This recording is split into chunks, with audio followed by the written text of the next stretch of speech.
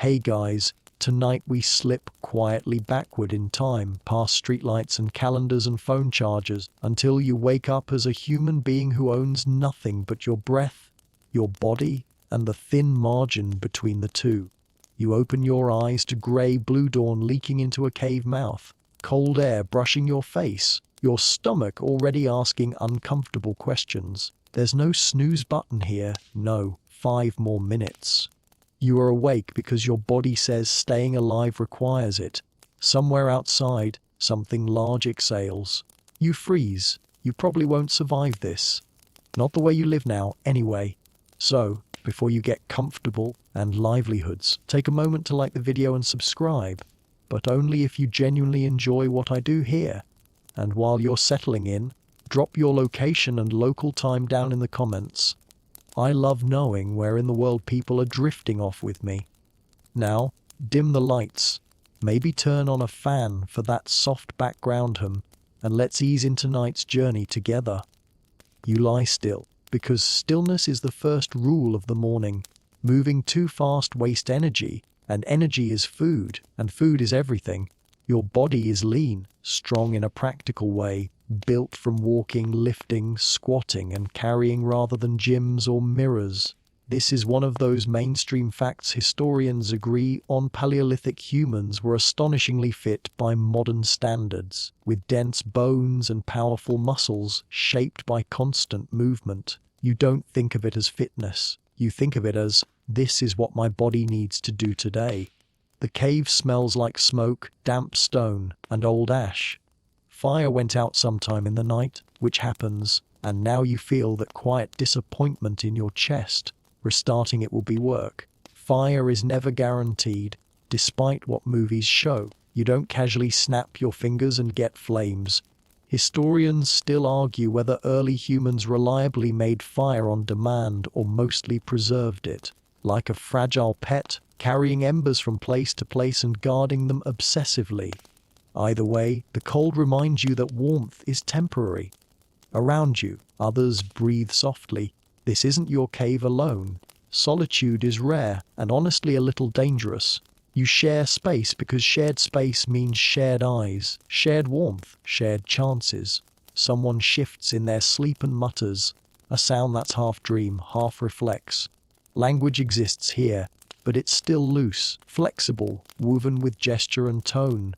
Words are tools, not poetry yet. You sit up slowly. The stone beneath you is unforgiving, shaped by no one's comfort. There's a joke people make about roughing it when camping. You almost laugh, but you don't, because laughter this early wastes breath and draws attention. Also, you have no concept of camping. This is just life. Outside, the sky lightens. Dawn is both relief and warning. Night predators retreat, but daytime dangers wake up. You step carefully toward the entrance, thus finding familiar grooves in the rock. Your feet are tough, calloused, sensitive in a way shoes have erased from modern humans. You feel the ground like a conversation. Pebble, sand, cold soil. Each texture tells you where you are without looking. A bird calls. Another answers. Good sign. Bird hoods don't sing like that when something huge and hungry is nearby. And livelihoods. This is one of those quirky little survival heuristics you've absorbed without ever naming it. You don't have a checklist. You have instincts built from watching and remembering. There's a fringe idea some researchers float, that early humans could read animal behavior with a precision modern people can barely imagine, almost like a sixth sense. It's debated, but standing here you feel how tuned in you are, like the world is constantly whispering updates. Your stomach tightens again. Hunger is a background noise that never really shuts off. You ate yesterday, yes, but meals are irregular, unpredictable. Another mainstream fact slides quietly into your bonus. Paleolithic diets weren't 3 meals a day. They were bursts of abundance and long stretches of, we'll see. You don't complain. Complaining doesn't fill bellies. You glance back at the others. Someone older is already awake, eyes open, staring at nothing and everything. Elders don't leap up anymore, but they notice things. You nod, a small acknowledgement. No words needed. That nod says, morning, still here, Good. The air smells different now. Cooler. Damp with the promise of weather later. You remember yesterday's clouds. Rain might come. Rain changes plans. Rain means shelter matters more than food, at least for a while. Historians still argue whether early humans planned days ahead or lived almost entirely in the moment, reacting rather than forecasting. Standing here, you feel it's both. You remember patterns, but you stay flexible. Rigidity gets you killed. You step fully into the light. The landscape opens. Grass is moving like a slow breath. Distant trees dark against the pale sky. It's quiet in a way modern quiet never is. No engines, no wires humming, just wind, insects, and the far-off splash of water. It's peaceful, but not safe. Peace is a side effect, not a goal. You stretch, rolling your shoulders, feeling yesterday's effort still there. Your body carries memory without resentment. Another small joke floats through your mind. Future humans will pay money to feel this sore. You don't know what money is, but the thought amuses you anyway, in some instinctive, cosmic way. Behind you, someone coughs. A child stirs. The day is starting whether you're ready or not. You take a breath, deep and slow, filling your lungs with cold air and possibility. Survival begins again, not with drama, but with awareness. You are awake. You are here. And for now, that's enough. You don't rush back inside once you're awake. The morning belongs to assessment and livelihoods. Shelter isn't just where you sleep. It's a negotiation between you and everything that wants to harm you while you're vulnerable. You stand near the cave mouth, letting your eyes adjust fully, scanning for movement that doesn't belong. The rock above you juts outward just enough to keep rain from pouring straight in. That overhang matters. A few hand spans shorter, and last week's storm would have soaked everyone, turned ash to sludge, ruined tools, chilled bones. Comfort is a luxury, dryness is survival. This is a mainstream truth. Archaeologists agree on. Early humans didn't always live deep inside caves. Many preferred rock shelters, lean toss, or temporary huts made of branches and hides. Caves could be damp, dark, and already occupied by animals that were less interested in sharing. You've learned this the hard way.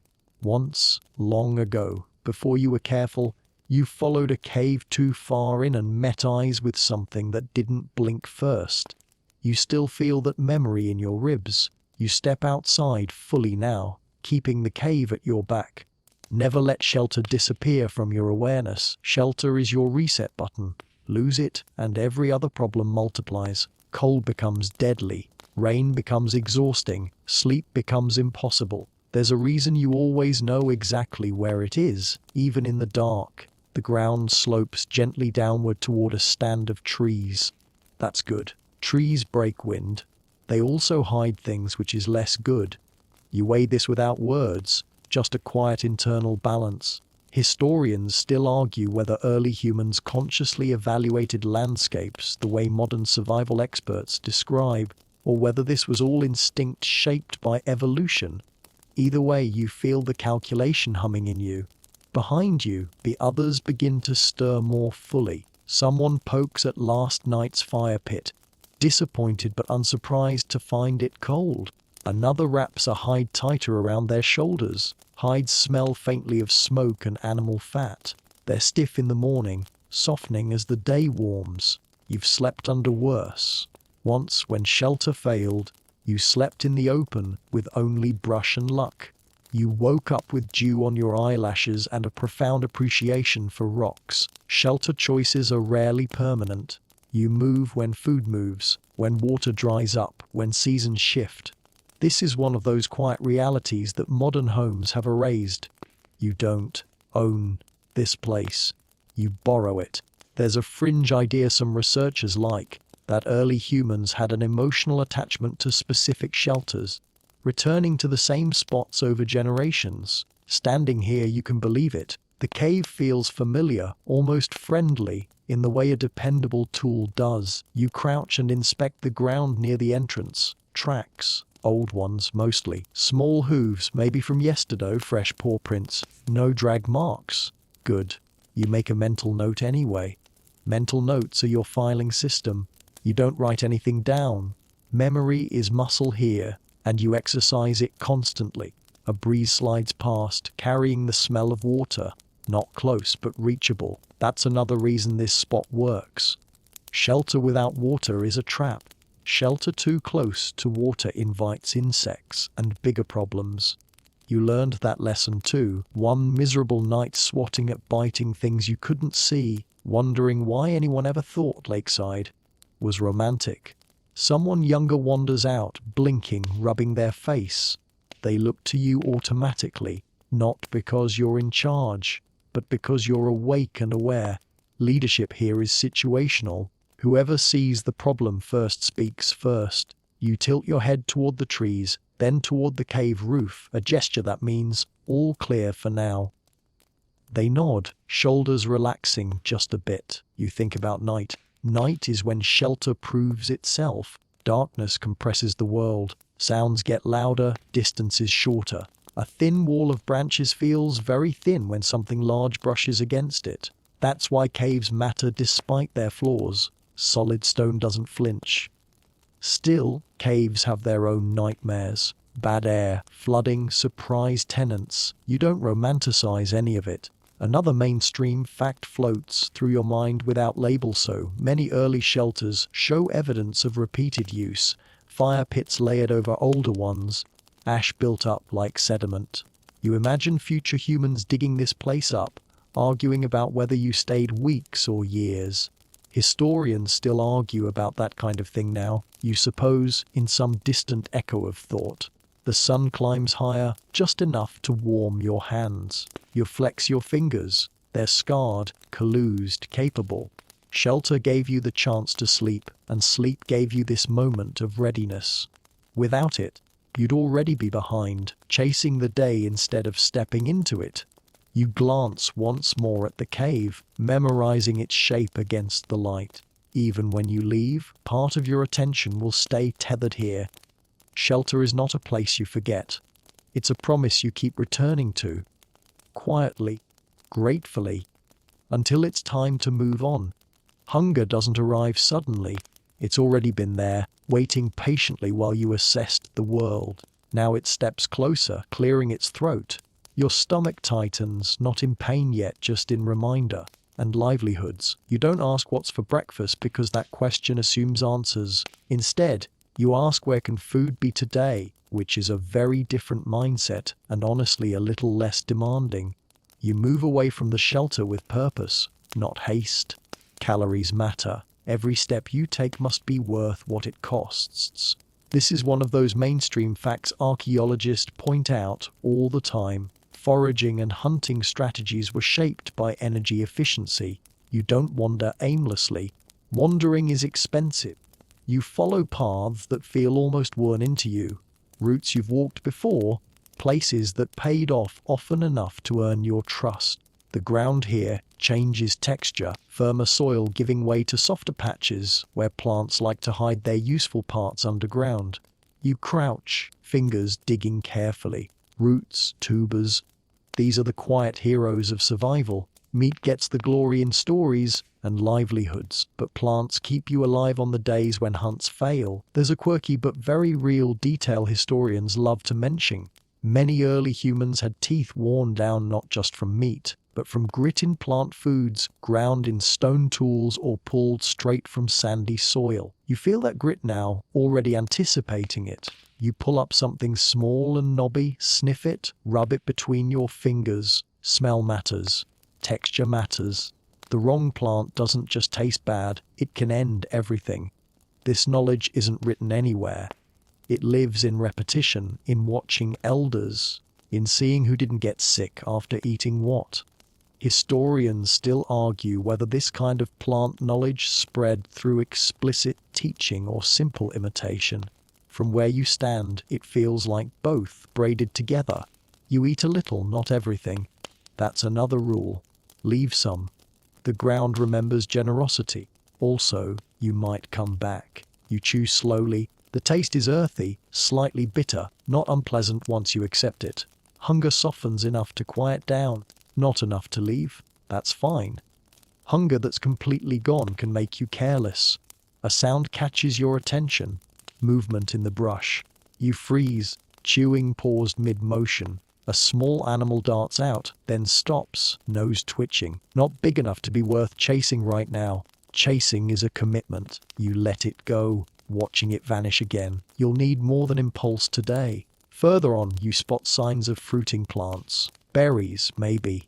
Season matters. Timing matters. You test one cautiously. Sweet. That's a gift. Sugar hits your system like a small miracle. You don't smile broadly. You're not a cartoon. But something in you lifts. Another mainstream fact slips in. Access to seasonal fruits may have played a big role in brain development by providing quick energy. You don't know that, but you feel the energy anyway. Like the day just got a little easier. You gather enough to share. Food is rarely eaten alone if you can help it. There's a social rule here, unspoken but ironclad. Hoarding quietly poisons trust. Trust is harder to replace than calories. You remember that as you tuck the berries into a folded leaf. As you head back, you pass a patch of plants you avoid. You don't even slow down. Their leaves look friendly, almost inviting, which is exactly the problem. There's a fringe theory that early humans used trial and error poisoning, testing plants on the sick or elderly. It's controversial, and standing here, you hope it's wrong. The idea sits uncomfortably, like a stone in your shoe. You prefer to believe knowledge was gained more gently, even if history suggests otherwise. Near the shelter, others are returning too, each with small victories. A handful of nuts, some greens. Nothing dramatic. This is how most days look. Modest, cumulative. You lay out what you found. Someone nods approvingly. Someone else makes a low sound that means good, without words. You eat together, quietly, watching the surroundings even as you chew. The food doesn't fill you completely, but it steadies you. That's enough. Breakfast, such as it is, wasn't a meal. It was a recalibration. You're awake, fed just enough, and ready to decide what comes next. The day opens wider now, and hunger retreats to the background, where it will wait, patiently, for its next turn. Stone feels familiar in your hands, even when it isn't shaped yet. You pick up a flake from yesterday's collection, testing its edge against your thumb. Sharp, dangerous, useful.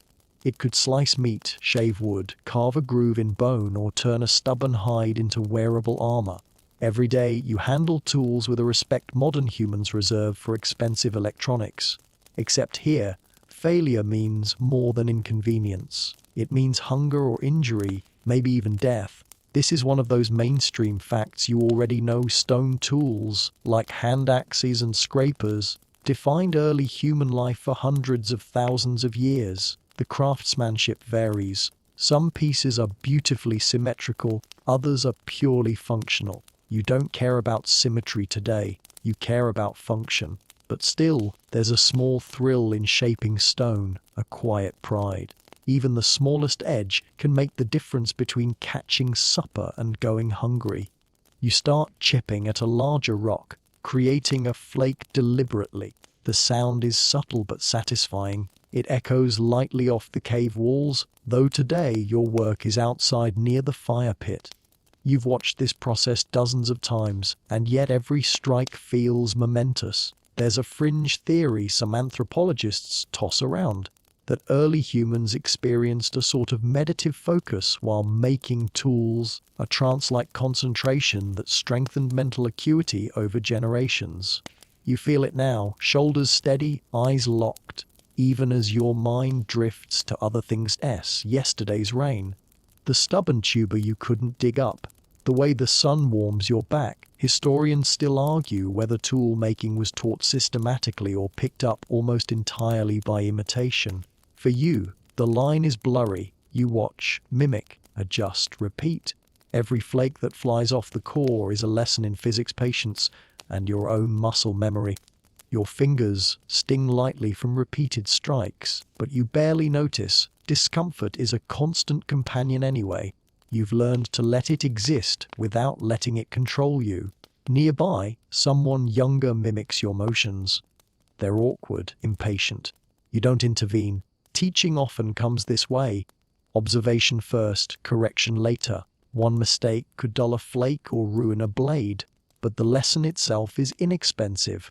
You recall a joke an elder once muttered half seriously, "One bad strike," and the deer laughs at you. It made no sense at the time, but now, decades later, you understand the truth buried in humor. The world is unforgiving, and mockery is just another teacher. Flakes pile beside you, scrapers for hides, blades for meat, pointed implements for digging or defense. Each tool has a purpose, but versatility is prized.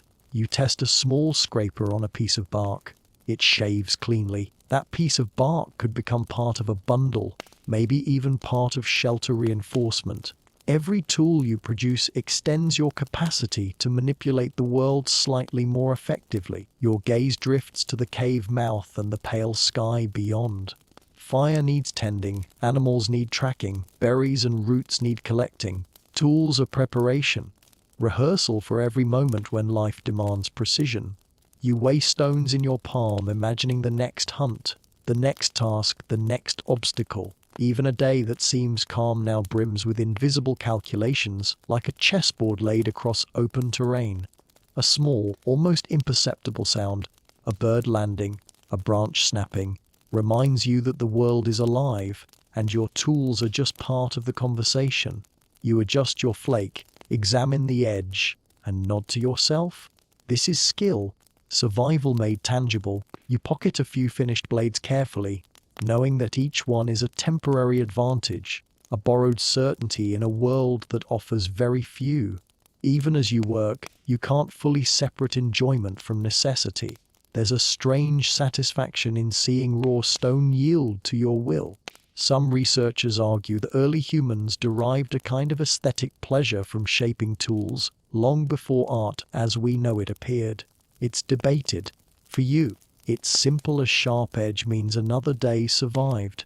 The fire pit smolders quietly as you approach, reminding you of last night's failure to keep the flames alive. You kneel, fingers brushing over cold ash and the tiny blackened stones where embers might linger.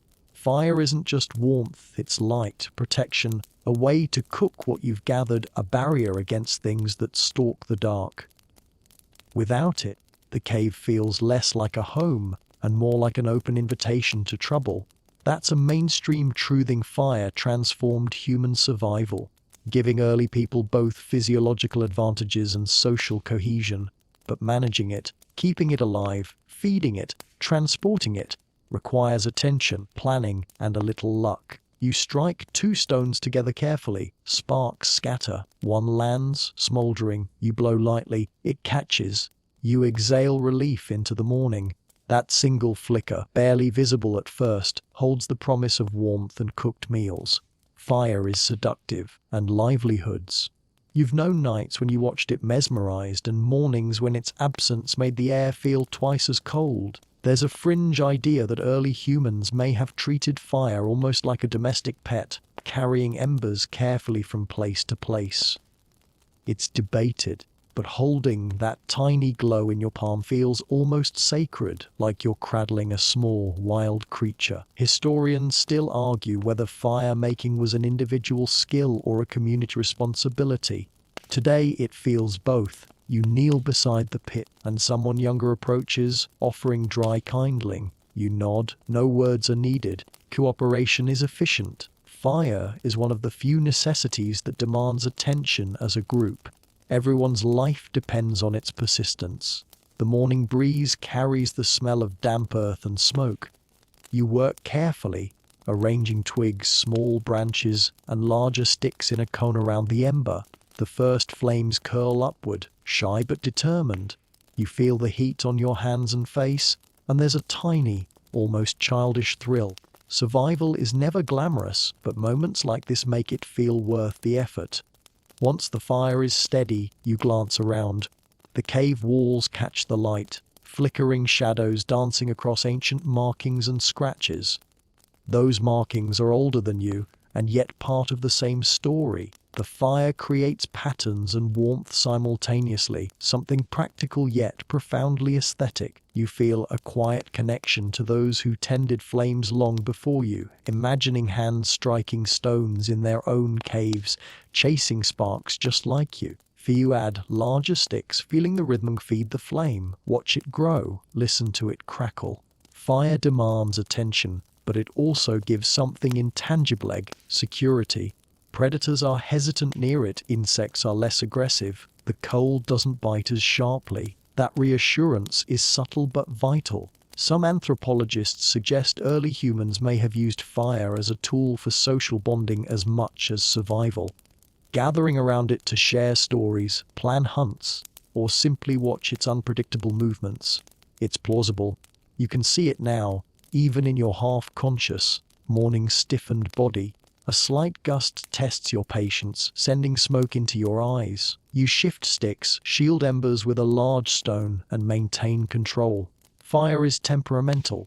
Sometimes it seems alive in its own right. Sometimes it refuses to obey. You think about how often lives could hinge on small flares like this, and how easily confidence could turn to panic. It's a reminder comfort is earned here, never given. You sit back briefly, feeling warmth seep into your chilled muscles. The fire hums quietly, steadying the world around you. You know it will need tending again and again today, but for now, it gives you a small sense of mastery. You can cook meat, boil water, warm your body and your companions. You could even scare off a curious predator if one wandered too close. That's power you earned with sparks and patience, not wealth or status. And yet, even as you watch the flames, there's an awareness lurking at the edge of your minding. Fire can betray you just as easily as it helps.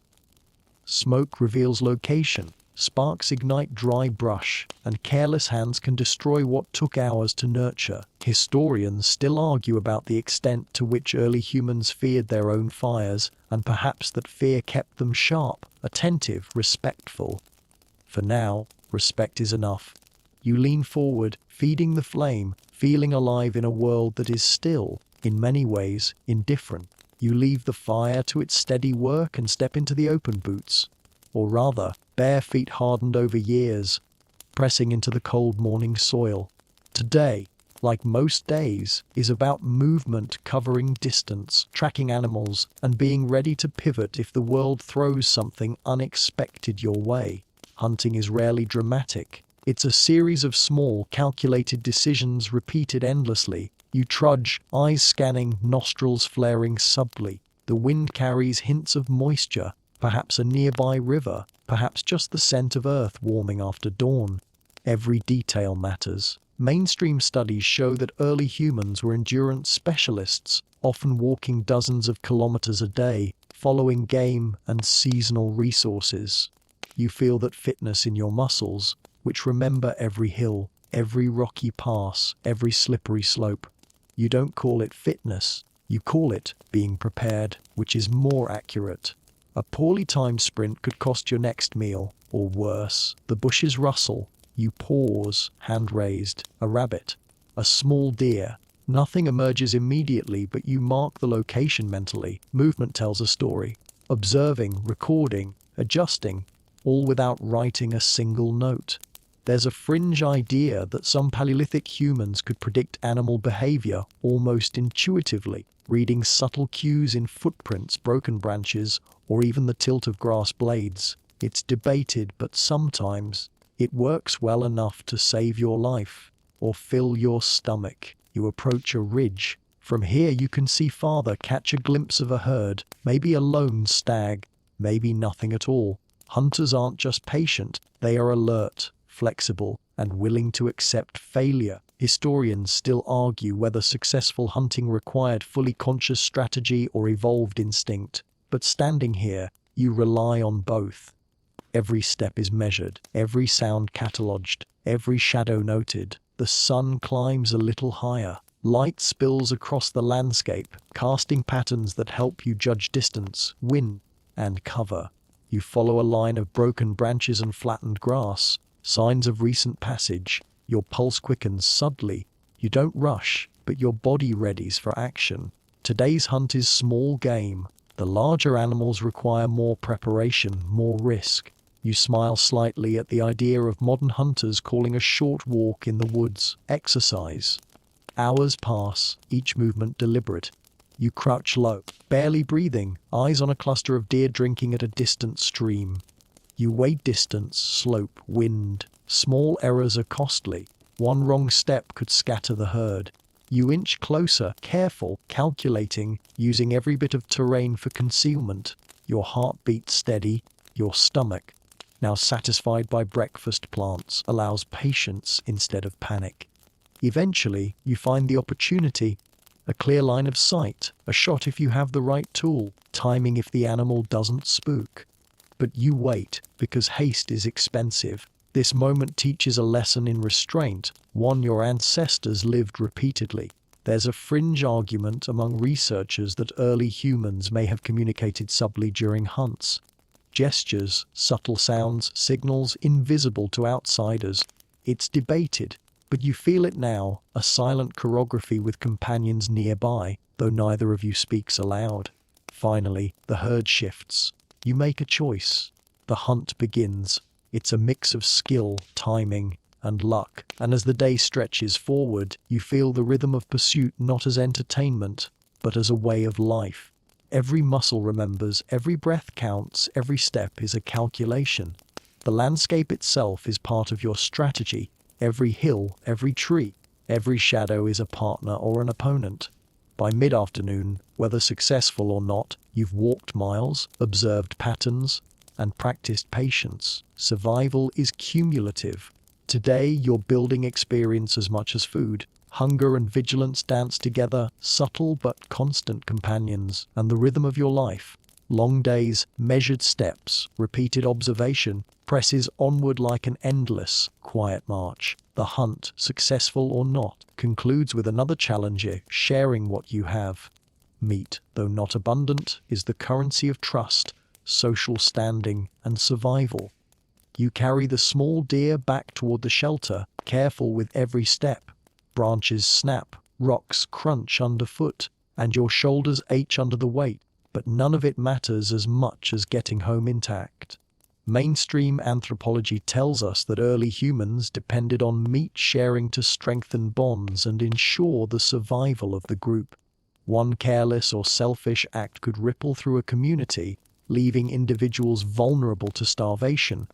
You reach the fire just as embers are steady again. Smoke curls upward, carrying the scent of warmth and safety. You lay the carcass on a flat stone. Eyes follow. Hands reach instinctively to help. No one says much. Words are unnecessary here. Sharing is performed, observed, and remembered. There's a subtle tension in distribution. Who gets what first, how much, and why? But it's part of the rhythm.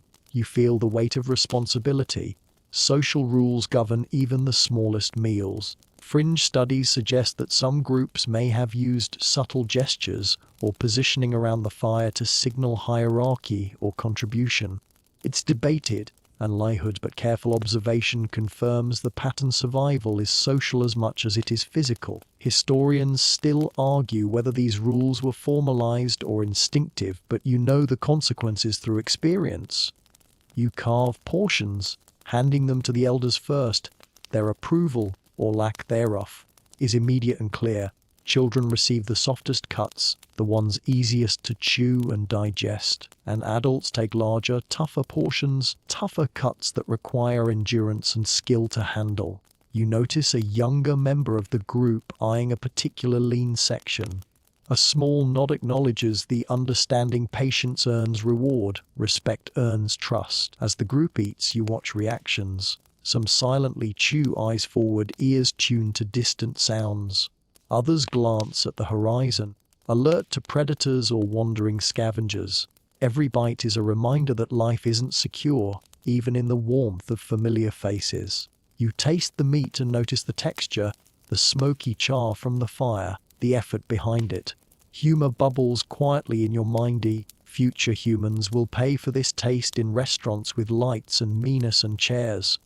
Here, it's earned with sweat and caution, but somehow it tastes sweeter. The sun climbs higher, casting long shadows across the cave floor. You notice small interactions: a hand reaches to help another skin a small portion. A shoulder bumps lightly against another as they kneel over their share. Social cohesion is as vital as the meal itself. Losing trust could be fatal. You recall a fringe notion that some early humans may have had informal food councils, small moments of negotiation and observation during meals to maintain fairness. It's debated, but standing here, the principle feels alive. Eating is survival, sharing is survival multiplied. You finish your portion, leaving the bones and scraps for later scavengers or the fire. Nothing is wasted, nothing unnecessary. Hunger lingers as a background note, never silent, always reminding you of fragility. But sharing tempers it. Food connects you, binds you, and reinforces the unspoken social contract. The morning's hunt is over, but its lessons echo. Patience, cooperation, respect, and attentiveness are as essential as skill with spear or stone. The group begins to stir, ready for the next task. You feel your muscles relax slightly now that the immediate pressure of survival is eased. Tomorrow the pattern will repeat. Hunting and sharing, taking and giving, observing and adjusting. It's relentless, unglamorous, but profoundly human. As you rest, catching your breath beside the fire, you understand that life in this world is never just about sustenance. It's about trust, timing, and knowing exactly who and what you can rely upon moment by moment. After the hunt and the shared meal, the day shifts toward quieter work, gathering plants, roots, nuts, and other hidden treasures that sustain life between hunts. You move deliberately through familiar terrain, eyes scanning for color, shape, and texture. Every leaf and stem is a potential meal or medicine, a small jackpot of survival.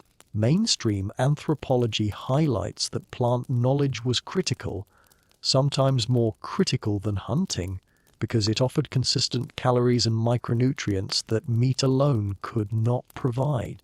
Without it, your day could end as a test of endurance rather than success. You kneel by a low bush, fingers brushing aside dirt to reveal a cluster of edible tubers. The smell of the earth is earthy, sweet in a subtle, grounding way. You bite gently to test for bitterness. Not bitter, good.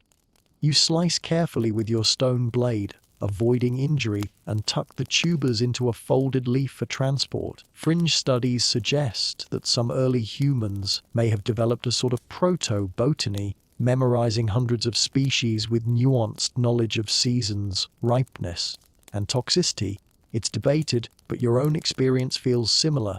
You remember, and you consult no book, only instinct, observation, and trial. Historians still argue whether knowledge of plants was communal or highly individualized. In practice, it's both. Younger members follow elders, mimicking movements, asking questions through gestures, absorbing lessons that can take years to perfect. You watch a small child kneel beside an elder, carefully inspecting roots. They mimic the motions perfectly, though the timing is off. Mistakes here aren't catastrophic yet, they're part of the learning curve. One wrong bite can make you ill, but experience teaches restraint. You bend to collect berries, careful to pick right ones without damaging branches. Sweet, tart, and full of energy, they are both food and a brief morale booster. A small joke crosses your mind. Future humans will pay a fortune for this taste in tiny bowls with labels and Instagram photos. Here, you gather quietly, aware that every berry eaten too soon is a berry lost for later. Your brain works like a filing cabinet, cataloging locations, ripeness, patterns of animal visitation, and water sources all at once. You notice a patch of plants with leaves glossy and suspiciously bright. Instinct tells you to avoid them. You remember the fringe theory about trial and error testing on the sick or elderly, a controversial idea, and you shiver slightly at the thought. Today, you play it safe. Knowledge of what not to eat is just as important as knowledge of what sustains you. You carefully skirt the area, taking a mental note to observe without touching. Water sources are a magnet for both plants and animals. You find a shallow pool at the edge of the forest, Small fish dart through the ripples, frogs hop, and insects skim the surface.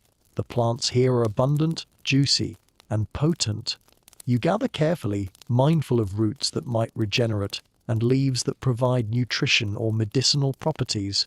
The smell of damp vegetation, a mix of green and pungent, fills your nostrils. Gathering is a slow meditation. Each plant, root, or fruit collected feels like a small victory. You chew a leaf to taste it, adjust, and add to your bundle. Hunger is manageable, but your awareness sharpens. You know each calorie counts. You think about yesterday's deer, today's berries, and the careful selection of tubers. Each contributes to a rhythm of survival that blends instinct, observation, and quiet creativity. By the time you return to the shelter, your hands are streaked with soil, your knees scraped lightly on stone, and your mind filled with catalogued observations. Plants alone don't guarantee a day of survival, but they buffer against failure. You place your haul near the fire, ready to divide, share, or save for later. The cycle is continuous hunting, gathering, preparing, storing, sharing. Each act reinforces life, community, and knowledge. Even as you pause, breathing slightly heavier from exertion, the world hums around you. The wind through trees, a distant bird call, insects skimming the water. You notice the quiet patterns that others might miss. The survivalist dance is subtle, patient, and relentless. Plants may seem mundane, but in reality they are the unsung heroes of daily existence. And you are their careful steward, collector, and taster. The day is long, but steady, and you feel a small sense of satisfaction in a job done well, even before dinner. By mid-afternoon, the sky begins to shift, clouds gathering in subtle bands. You notice the change immediately. Not because anyone told you, because your body has internalized patterns of weather, wind, and light. Early humans lived entirely at the mercy of nature, and so you learn to read it constantly. Mainstream scholars note that survival depended as much on anticipating rain, wind, or temperature swings as it did on hunting or gathering. You feel the moisture in the air, the slight chill in your skin, and know that adjustments are necessary. Seasons dominate your decisions. The same location that yields tubers in spring may be barren in summer. Streams that supply water may dry or flood unpredictably. You've walked this terrain countless times, but each year is different. Historians still argue whether Paleolithic humans planned months in advance or lived almost entirely in response to immediate conditions. You suspect it's both. Instinct refined by experience, memory layered on memory. You move with purpose, knowing where shelter, food, and water intersect. You pack the gathered plants, ensuring delicate leaves aren't crushed, tubers aren't broken. Protection of your resources is just as important as collection. Even a small misstep, a dropped bundle, a broken root, can make a difference over days. Fringe research suggests that some early humans may have informal storage strategies, placing edible roots or fruits in shaded or elevated spots to prolong usability. It's debated, but it resonates with what you do naturally: anticipate decay, safeguard sustenance, and plan around seasons. Wind gusts shift suddenly. A dark shadow rolls across the ridge above, signaling incoming rain. You adjust, seeking a sheltered patch, brushing off loose dirt and debris. The rain won't last long, but even a short downpour can make the ground slippery, wash away tracks, or ruin uncovered food. You feel the droplets on your skin. Cool, invigorating, a reminder that the environment is alive, unpredictable, and indifferent. As you move, you consider clothing, or rather body coverings.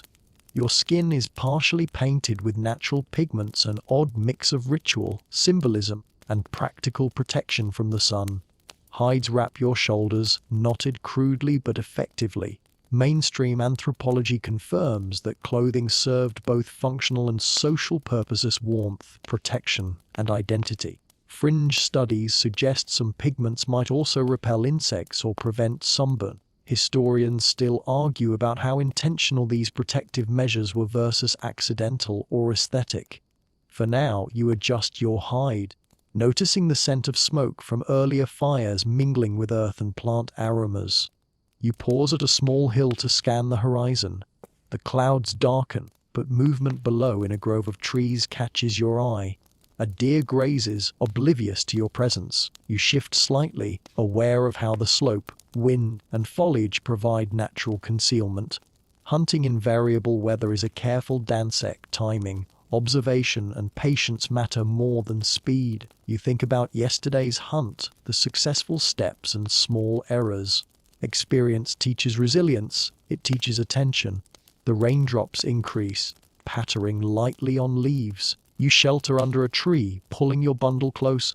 The sound is soothing, rhythmic, a kind of natural ASMR that reminds you even the world's harshness can feel gentle at moments. You think about small survival hacks, roots that repel insects, broad leaves that channel rain into shallow depressions, or smoke-stained rocks that indicate shelter spots. Everything is interconnected.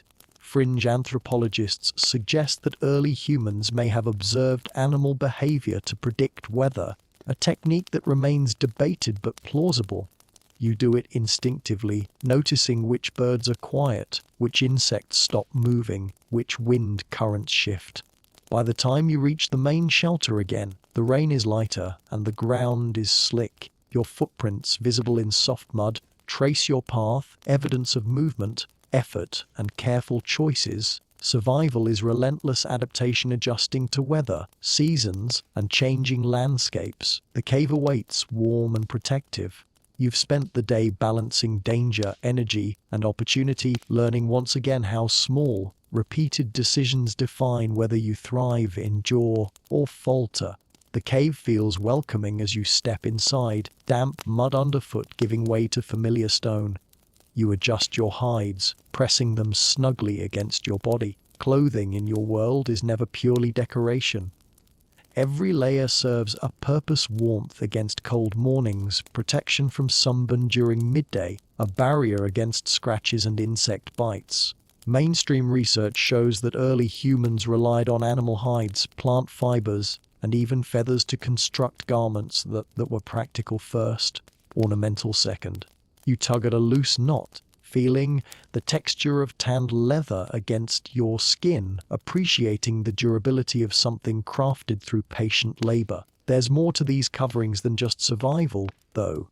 Patterns etched into hides, subtle streaks of ochre on skin, or braided fibers carry meaning, signaling group identity, status, or personal achievements. Fringe anthropologists suggest some early humans may have used body paint to communicate mood or intentions during hunting or social gatherings. It's debated, but you notice how small gestures, the way someone wraps a hide, smears a line of pigment, send messages without a single word spoken. You tie your own leather strips carefully, aware that each motion communicates competence and awareness. Historians still argue how standardized or symbolic early clothing really was, but your daily experience confirms a balancing, functional necessity fused with subtle social signals. Even the smallest adornments can indicate maturity, skill, or trustworthiness within the group. You glance around the cave. The young ones are fidgeting with leaves and scraps, practicing knots, learning to make their coverings work without tearing. Observing them, you recognize that mastery is slow and deliberate. Patience matters as much as dexterity. You touch the remnants of yesterday's fire. Smoke scent clings faintly to the hides. Fire and clothing intersect in subtle ways, warmth retained, pests deterred, and rituals maintained. You tie a cord around your waist to carry tools and flints, layering function over protection. Each adjustment is deliberate, shaping your readiness for the day ahead. A fringe theory suggests that some markings on hides weren't just decorative. They may have had practical functions like insect repellents or sun reflection. Whether that's true or coincidence, you appreciate the multi-purpose nature of everything you wear. The sun has climbed higher now, illuminating the cave's interior. Shadows dance across the walls, highlighting scratches, faded ochre, and older tools left to dry. You adjust a strap on your shoulder, feeling the friction of leather. the familiar weight of tools resting against your body. Clothing and tools are extensions of yourself here, almost like a second skin and a second brain. You check a knot, ensuring your flint knife won't slip mid-hunt. Small oversights could be costly. Outside, wind shifts slightly. You feel it against your skin beneath the hides. A reminder that protection is never complete and adaptation is constant. Even as you prepare for movement, the cave is a touchstoning, a place to regroup, maintain body temperature, and adjust clothing to changing conditions. You remember a lesson from the elders: garments are not just for warmth. They are mobility, stealth, and social messaging combined. Every crease, every fold, every pigment mark matters. You pause briefly to observe a young member struggling with a shoulder wrap. You offer a gentle adjustment with your fingers, and their eyes widen in understanding. Teaching clothing is as much about patience as instruction. The small act carries subtle social weight: respect, trust, and shared knowledge. Mainstream studies affirm this. Practical skills like clothing, tool use, and fire management were passed generationally, blending function with mentorship. Finally, you stand fully, hides layered, corded, tied. You feel the combined effect of protection, identity, and readiness. Your body is insulated, your hands free, your tools secure. The rhythm of daily survival demands this layering: anticipation of sun, wind, insects, and predators, and livelihoods. Even the simplest garment becomes a statement of competence and foresight. A glance toward the cave mouth reminds you that beyond this temporary sanctuary lies an active, demanding world, ready to test every stitch, every skill, and every instinct you've cultivated. You crouch near the cave entrance, eyes drifting toward the younger children sprawled lazily on rock and hides. Survival depends on them as much as it depends on you, though the lesson isn't always obvious. Fragile hands and wide eyes hold the future of your group. Mainstream research makes this clear. Infant and child mortality rates in prehistoric societies were staggering, and early humans adapted strategies to maximize survival. You observe them carefully, noting their movements, energy levels, and the subtle social interactions that teach lessons beyond words. Feeding, carrying, protecting, and teaching, they all blend seamlessly into daily life. Fringe theories suggest some early humans may have held ritualistic or symbolic practices around child rearing, using small gestures or artifacts to convey safety, social hierarchy, or ancestral connection. It's debated, but you notice a pattern: the elders' attention, the placement of hides, even the timing of meals, all subtly prioritize the young without explicit instructions. You adjust a small bundle closer to a dozing child, making sure it's comfortable, dry, and safe. Historians still argue how conscious these strategies were. Were they instinctive, learned, or a mix? You don't ponder the debate while crouched here. You simply act, moving carefully to avoid startling the younger ones. You gently pat a shoulder, whispering a soft caution about a small stone that could bruise a knee. Tiny actions, repeated endlessly, are the invisible scaffolding upon which their survival rests. Morning stretches into early afternoon, and children begin exploring within safe boundaries. They imitate adults, carrying small sticks, examining rocks, and moving with curious precision. Observation and repetition are their teachers, and your vigilance ensures that errors remain minor. You smile quietly to yourself at a child mimicking the way you handled flint yesterday. Careful, deliberate, but unpracticed. That combination of attention and inexperience is normal. The learning curve is steep, but survival has patience. You notice a particularly confident child picking through a patch of soft berries. You let them proceed, only interjecting when necessary. Lessons about risk, patience, and timing are as vital as lessons in tool use or fire management. Fringe anthropology suggests that children may have learned complex ecological relationships. What animals eat, which plants are safe, seasonal cues, through play disguised as work. It's debated, but the principle resonates. Every small discovery in play is a survival rehearsal. Mealtime arrives again, though far simpler than the hunt. You distribute gathered plants and berries, guiding small hands to take appropriate portions. The act is as much about nutrition as it is about teaching fairness, sharing, and social cohesion. You watch subtle interactions. An elder nudging a child toward a ripe tuber, a sibling learning patience while waiting their turn. These micro moments encode lessons far deeper than any words could. As the day progresses, you notice the young ones resting, their small bodies growing tired from constant observation and imitation. You sweep your gaze across the group, ensuring that each child is accounted for, safe from minor hazards, slick rocks, sharp sticks, or sudden animal movements. The lesson here is repetition and care, both giving and receiving. You recall your own learning how observation, gentle correction, and careful encouragement taught you skills long before you understood their importance. Evening approaches, shadows lengthening across the cave floor.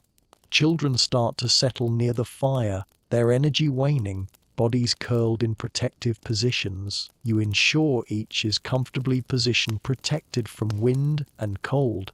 Mainstream studies highlight that communal sleeping arrangements, careful positioning, and shared warmth increased survival odds dramatically. Fringe accounts suggest storytelling, music, or simple chatter often accompanied these moments, reinforcing lessons, culture, and social bonds. Even if these are debated, the principle is evident: care for the young is constant, deliberate, and practical. You pause to reflect. Each child you watch, each hand you guide, each gentle correction is more than survival, it's continuity. This world is harsh and indifferent, but through attentive care, skills, and vigilance, the next generation can carry forward the knowledge, techniques, and instincts necessary to endure. You notice their slow breathing, the faint smell of sweat, smoke, and earth mingling in the cave. The day's rhythm softens around them, and you feel the quiet satisfaction of having safeguarded not just lives, but the potential for many days ahead. The elders move slowly, deliberate in their gestures, yet every motion carries meaning. You follow them silently, absorbing details without being taught outright.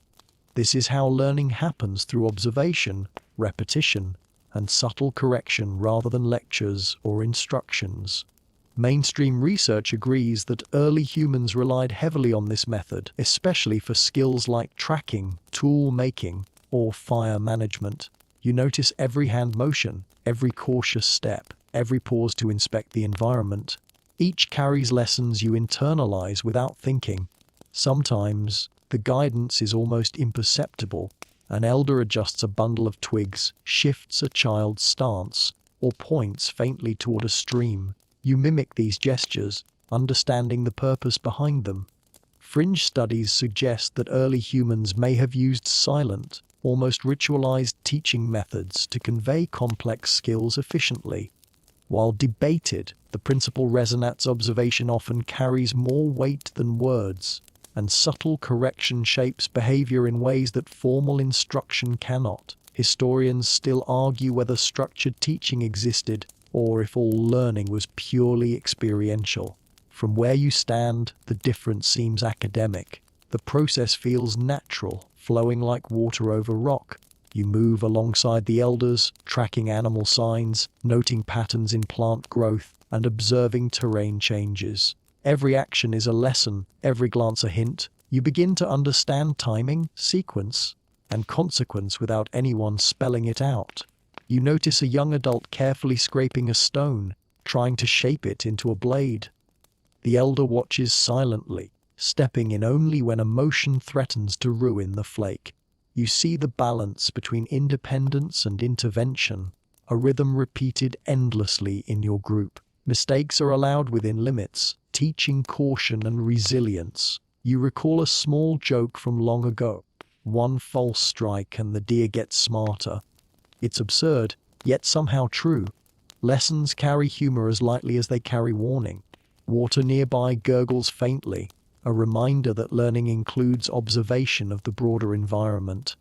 You note tracks leading toward the stream, subtle signs that fish or small mammals have passed.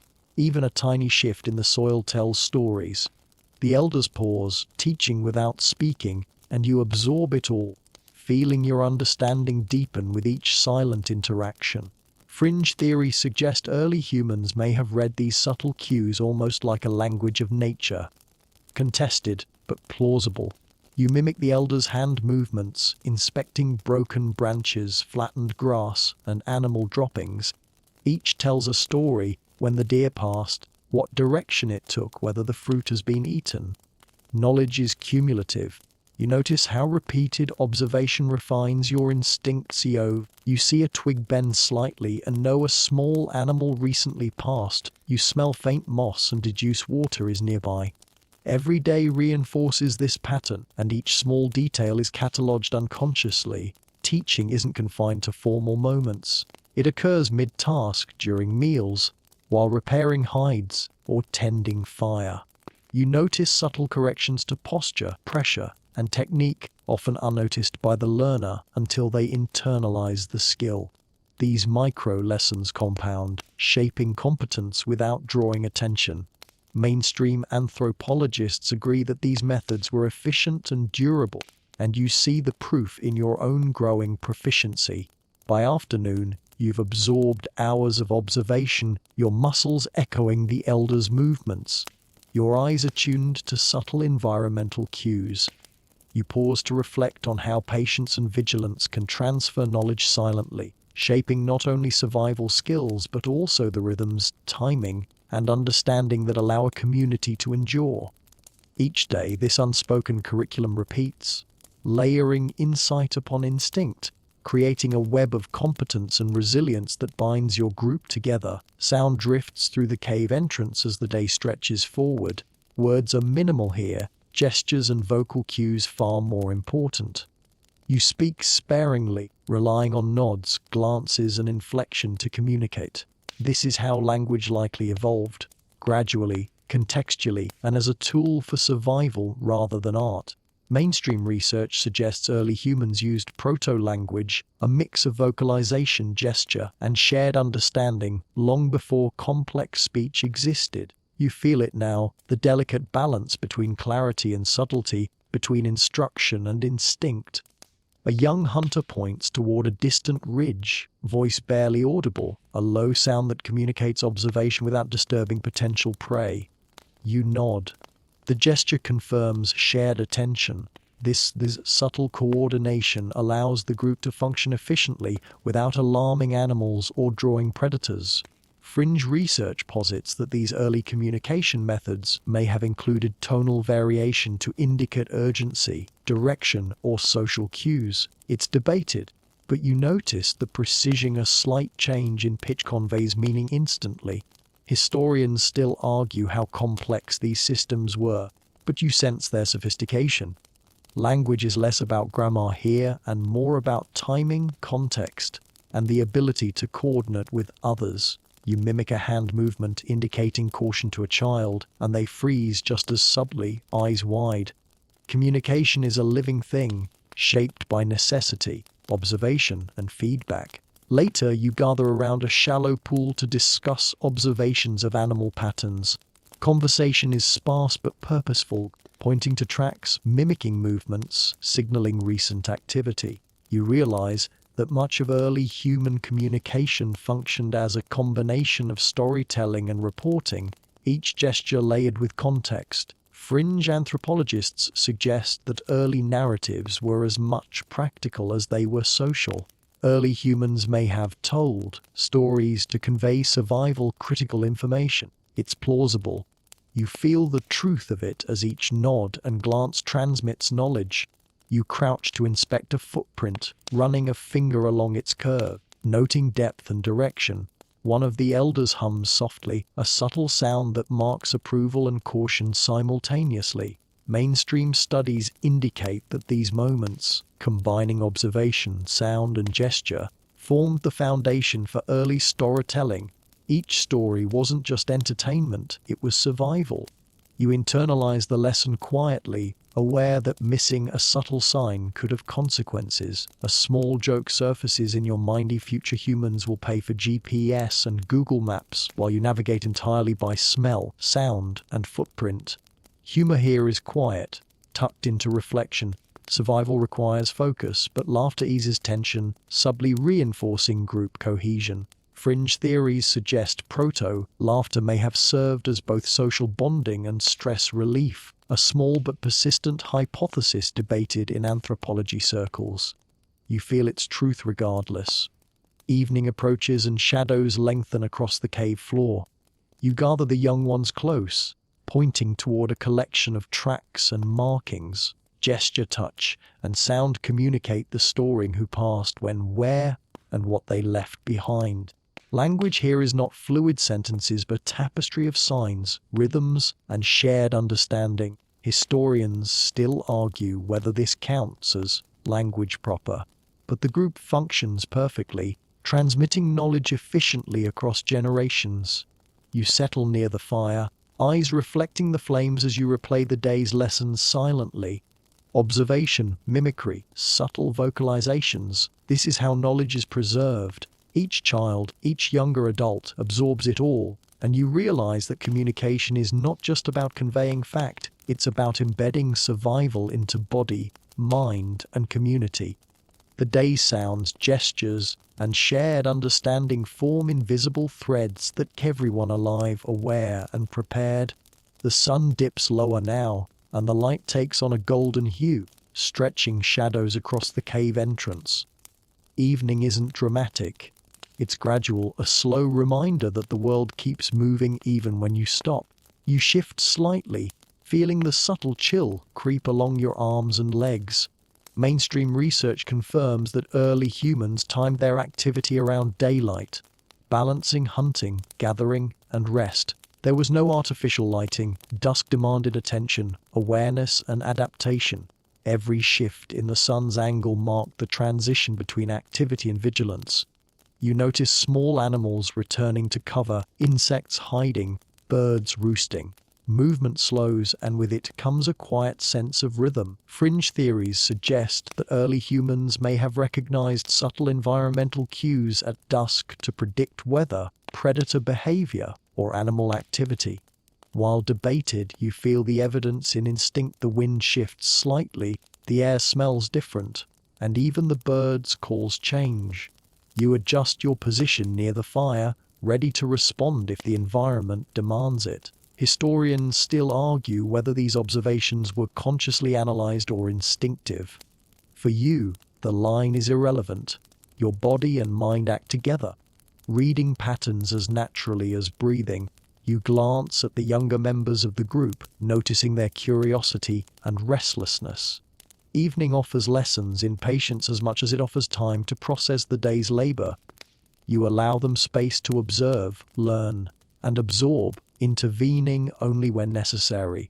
You gather small sticks and dried plant matter to keep the fire going, mindful that darkness can be dangerous even a few meters outside the cave.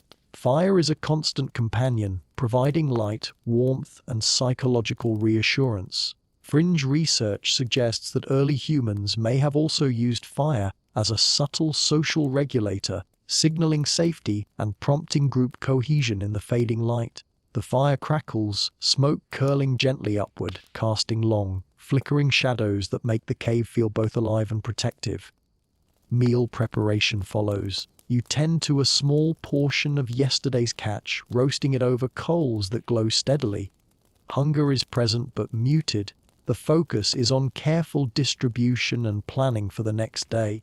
Mainstream studies indicate that cooked food not only increased caloric availability, but also strengthened social bonds as meals were shared. You cut pieces deliberately, offering the choicest bits to the elders first, then the younger hunters. Sharing is methodical, almost ritualistic, reinforcing hierarchy, skill, and trust. Between bites, your attention drifts to subtle sounds outside a snapping twig, the distant splash of water, the occasional bird. Every sound carries information. Fringe anthropologists propose that early humans developed a kind of ambient awareness, reading environmental cues almost subconsciously to anticipate danger or opportunity. It's debated, but you recognize the truth of it instinctively.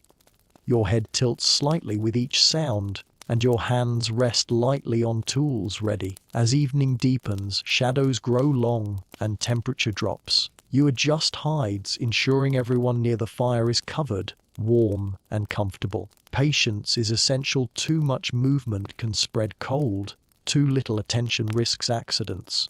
The balance between activity and observation, warmth and alertness, has been honed through countless generations. You realize that survival is as much about rhythm as action, timing as force.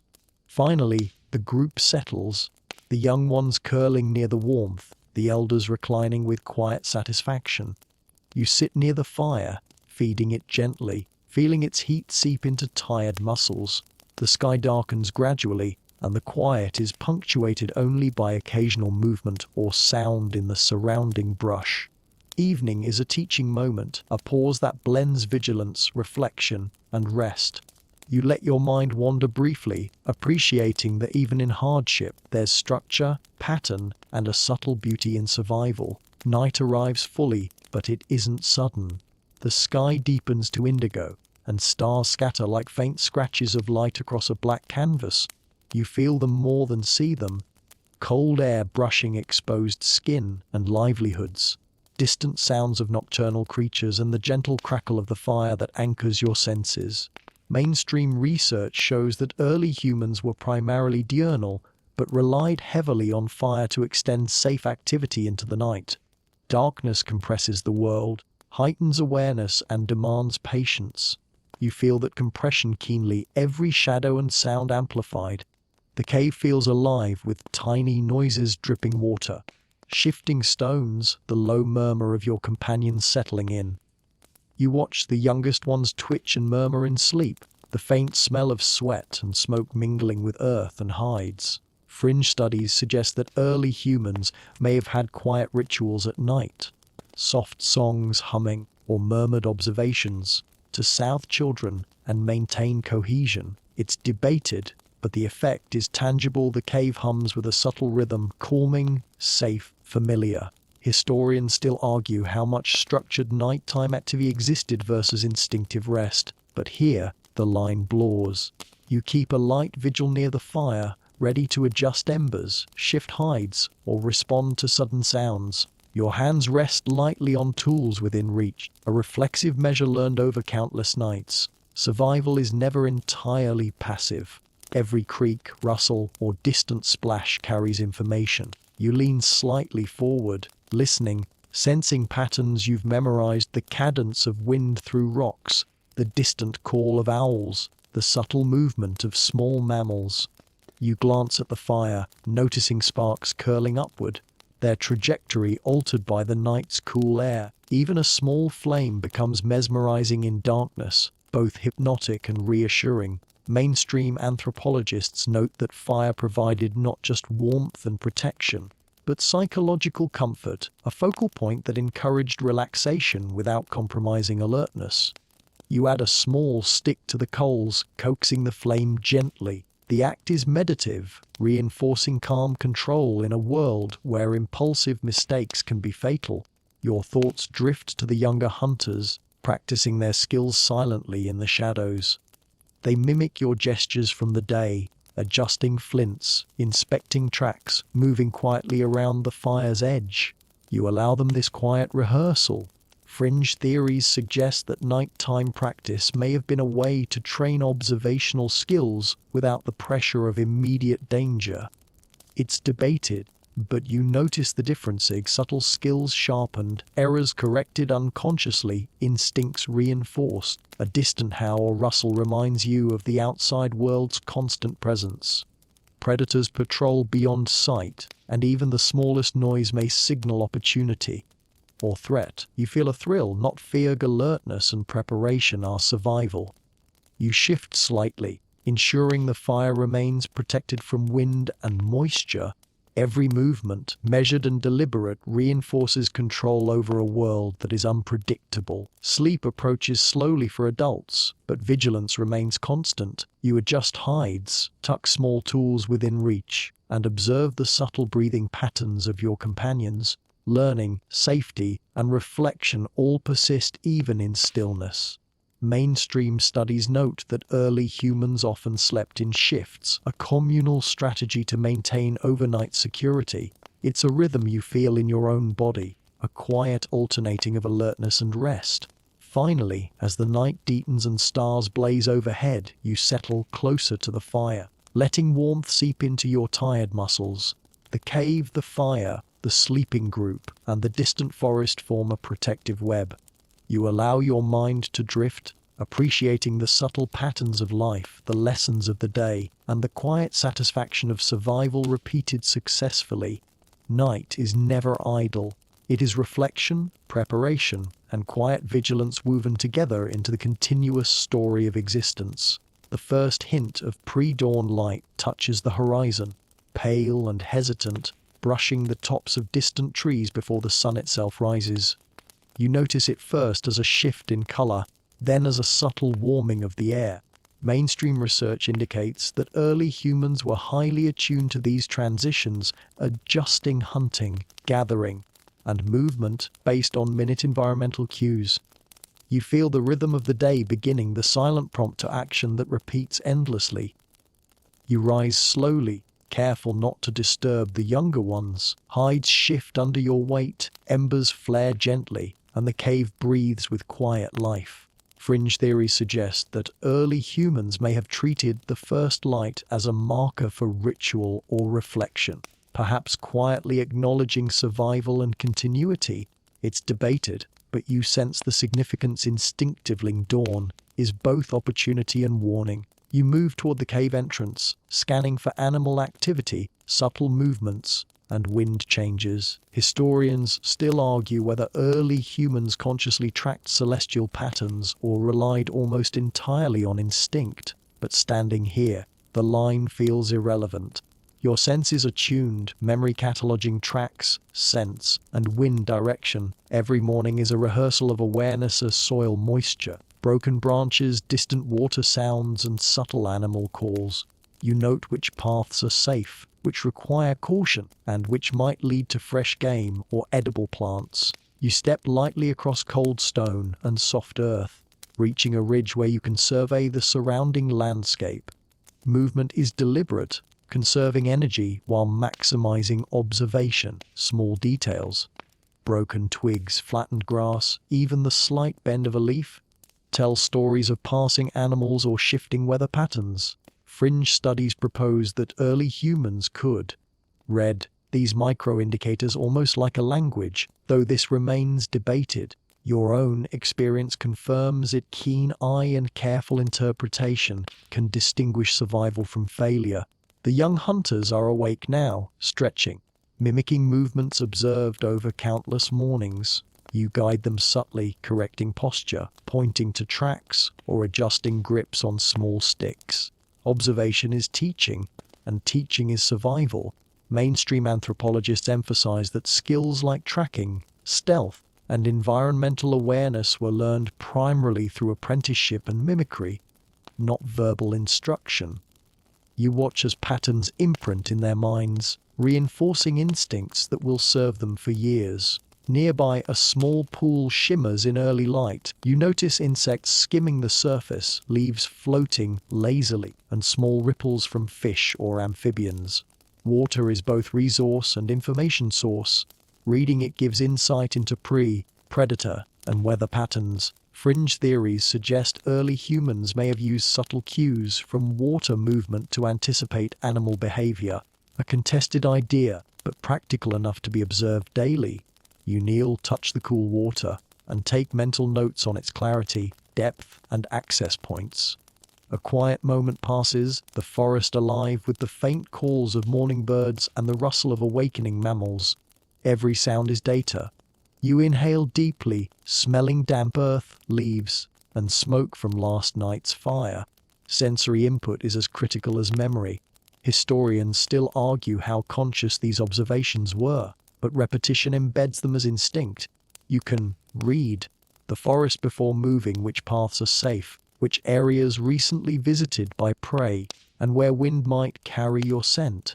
You prepare for movement, adjusting your hides and gathering tools. Dawn is both reward and challenge, a time when animals are active but humans must balance stealth, vigilance, and energy. You step lightly, mind cataloging every detail, body ready to react. This is the rhythm of life. Observe, interpret, decide, act. It is never flashy, never dramatic, yet every day depends on it.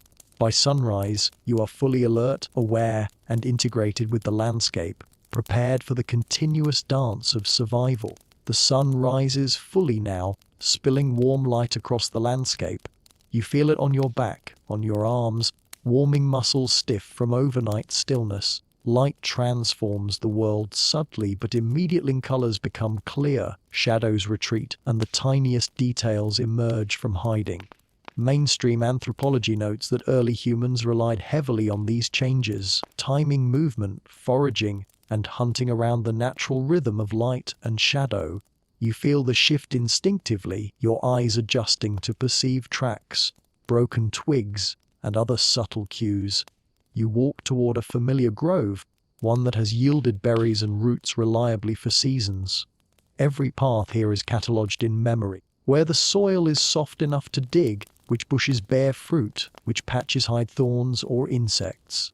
Fringe studies suggest that early humans may have memorized hundreds of micro-environments with surprising accuracy, a skill debated but supported by evidence of repeated seasonal foraging. You recognize the pattern instinctively, moving almost silently through the trees, aware that sound, scent, and movement all carry meaning. Historians still debate how much of this environmental literacy was learned versus instinctive, but standing among these familiar shapes, you understand that it is both. Muscle memory guides your steps, observation sharpens your judgment. You crouch, testing the soil near a cluster of roots. The smell is faint, earthy. You dig carefully, revealing tubers. Not every discovery is guaranteed. Some roots are bitter, toxic, or too small to bother with. Knowledge and experience guide selection. Nearby, a younger member of the group watches closely, imitating each motion. Their hands are clumsy, their timing off, but the pattern is there. Teaching through observation is subtle but effective. Fringe theories suggest that play in young humans wasn't just amusement, but training. Rehearsal for real tasks like digging or tracking. You observe silently, correcting only when necessary. Every small error is a lesson. You pause to examine tracks leading toward a nearby stream. The impressions are light but consistent. A rabbit, maybe a fox. Timing is everything. Move too quickly, and prey scatters. Move too slowly, and opportunities are lost. Historians still argue whether early hunters relied more on instinct or conscious planning, but you blend both seamlessly. You follow the trail, crouched low, muscles coiled, senses alert to every sound. As you move, sunlight glints off a piece of flint in your pack. Tools are always within reach. Each blade, each scraper, each sharpened point is both instrument and extension of your body. Mainstream studies emphasize that early humans were highly tool-dependent, with survival often hinging on the skillful use of simple implements. Fringe research even suggests that tool placement and readiness may have involved a kind of spatial memory that rivals modern techniques, though this remains debated. You feel the truth of it in your own workflow. The forest is alive with movement. Small mammals dash, birds call, and insects hum. Every sound carries information, safety, opportunity, or threat. You inhale, cataloging the forest's symphony, noting what is normal, what is unusual, and what warrants attention. The rhythm of the day, the pulse of life, is both predictable and surprising. You move with care, aware that each step is simultaneously observation, decision, and preparation. By mid-morning, your bundle of tubers, roots, and berries has grown sufficiently to carry back to the shelter. The day is unfolding as it always does, a delicate balance of vigilance, resource gathering, and silent learning. Every action, however mundane, reinforces skills, trust, and understanding. You step back toward the ridge, surveying the terrain. Sunlight warms your face. Fire from last night still smolders faintly in your memory, and the world feels alive yet orderly. a place that rewards attention, livelihoods, patience, and skill. Carrying your gathered roots and berries back toward the cave, you move with deliberate caution, scanning the ground for signs of danger. Every leaf shift, every broken twig, every faint smell is catalogued instinctively. Mainstream research highlights that vigilance was as crucial as skill in hunting or gathering. Predators, rival humans, or natural hazards could appear without warning. Your senses are finely tuned, honed by years of repeated observation and experience. The younger members trail behind, some struggling under lighter loads, others eager to show off newfound dexterity. You offer guidance through gestures, sometimes a gentle hand on a shoulder, other times a subtle nod toward safer paths. Fringe studies suggest that early humans may have used such nonverbal instruction as a primary teaching tool, a practice debated among scholars but evident in how quickly skills pass from one generation to the next. You notice every mimicry, every misstep, every tentative glance, understanding that learning happens as much in observation as in repetition. Historians still argue about whether these mentoring practices were formalized or instinctual, but the effect is undeniable. Every day, knowledge is transmitted quietly, which roots are edible, how to avoid thorns, which paths are stable. You observe footprints in soft mud near a stream. A fox or a small canine has passed recently. You crouch, tracing the track with a fingertip, absorbing the information without disturbing it. This is reading the environment, a skill more critical than any blade in your pack. You pause briefly at a shallow depression near a moss-covered rock. Water collects here, clear and cold. The smell of earth, wet foliage, and faint smoke from distant fires mingles subtly. You drink carefully, mindful of bris, savoring the refreshment. Fringe theories suggest that early humans may have treated certain water sources with rudimentary purification methods, boiling or filtering with leaves and cloth. Though evidence is limited and debated, still, your instinct for cleanliness and safety governs every sip. Movement resumes, and the group falls into a quiet rhythm. Each step is measured, careful, a dance of survival that balances energy conservation with alertness. The young ones mimic the cadence instinctively, internalizing a rhythm they will rely on in countless situations.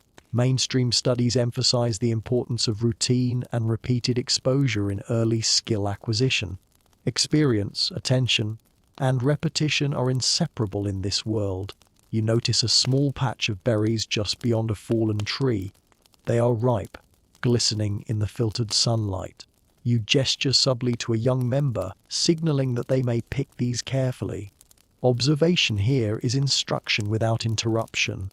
Lessons in patience, precision, and respect for resources. Fringe anthropologists suggest that early humans may have had a harvesting etiquette.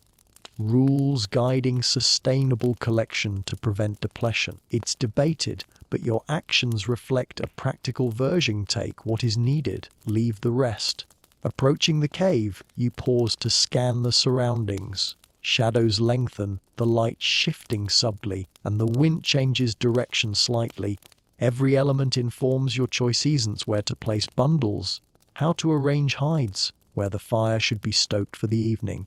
Historians still argue about the sophistication of such spatial awareness, but you know it is critical. Placement, observation, and timing are intertwined, ensuring efficiency and safety. Finally, the shelter emerges through the trees, familiar and protective. You set the gathered food near the fire, checking embers from last night, adjusting stones and small branches. There's a rhythm to settling in, a sequence repeated countless times: unload, sort, prepare, and share. Even a mundane task carries lessons in organization, planning, and foresight. You step back, breathing in the scents of earth, smoke, and vegetation, acknowledging that survival isn't just brute effort. It's thoughtful, deliberate action repeated with care. The afternoon sun hangs high, warming the cave entrance and illuminating the tools and provisions carefully laid out. You move deliberately, inspecting each item: a sharpened flint, a bundle of twigs, a set of hides folded precisely. Mainstream research emphasizes that tool organization and maintenance were central to early human survival. A dull blade or misplaced bundle could cost time, energy, or even life. You test the edge of a flint with your thumb, feeling its sharpness, appreciating the precision required to create something so deceptively simple. Nearby, the younger members of the group practice with smaller, safer implements under the watchful eyes of elders. Their movements are awkward at first, flinching and overcompensating, but repetition builds instinct. Fringe studies suggest that early humans may have structured skill practice around safe, low-stakes activities, a form of apprenticeship hidden in play. It's debated, but you notice its effectiveness. Young hands gain confidence while the group remains secure.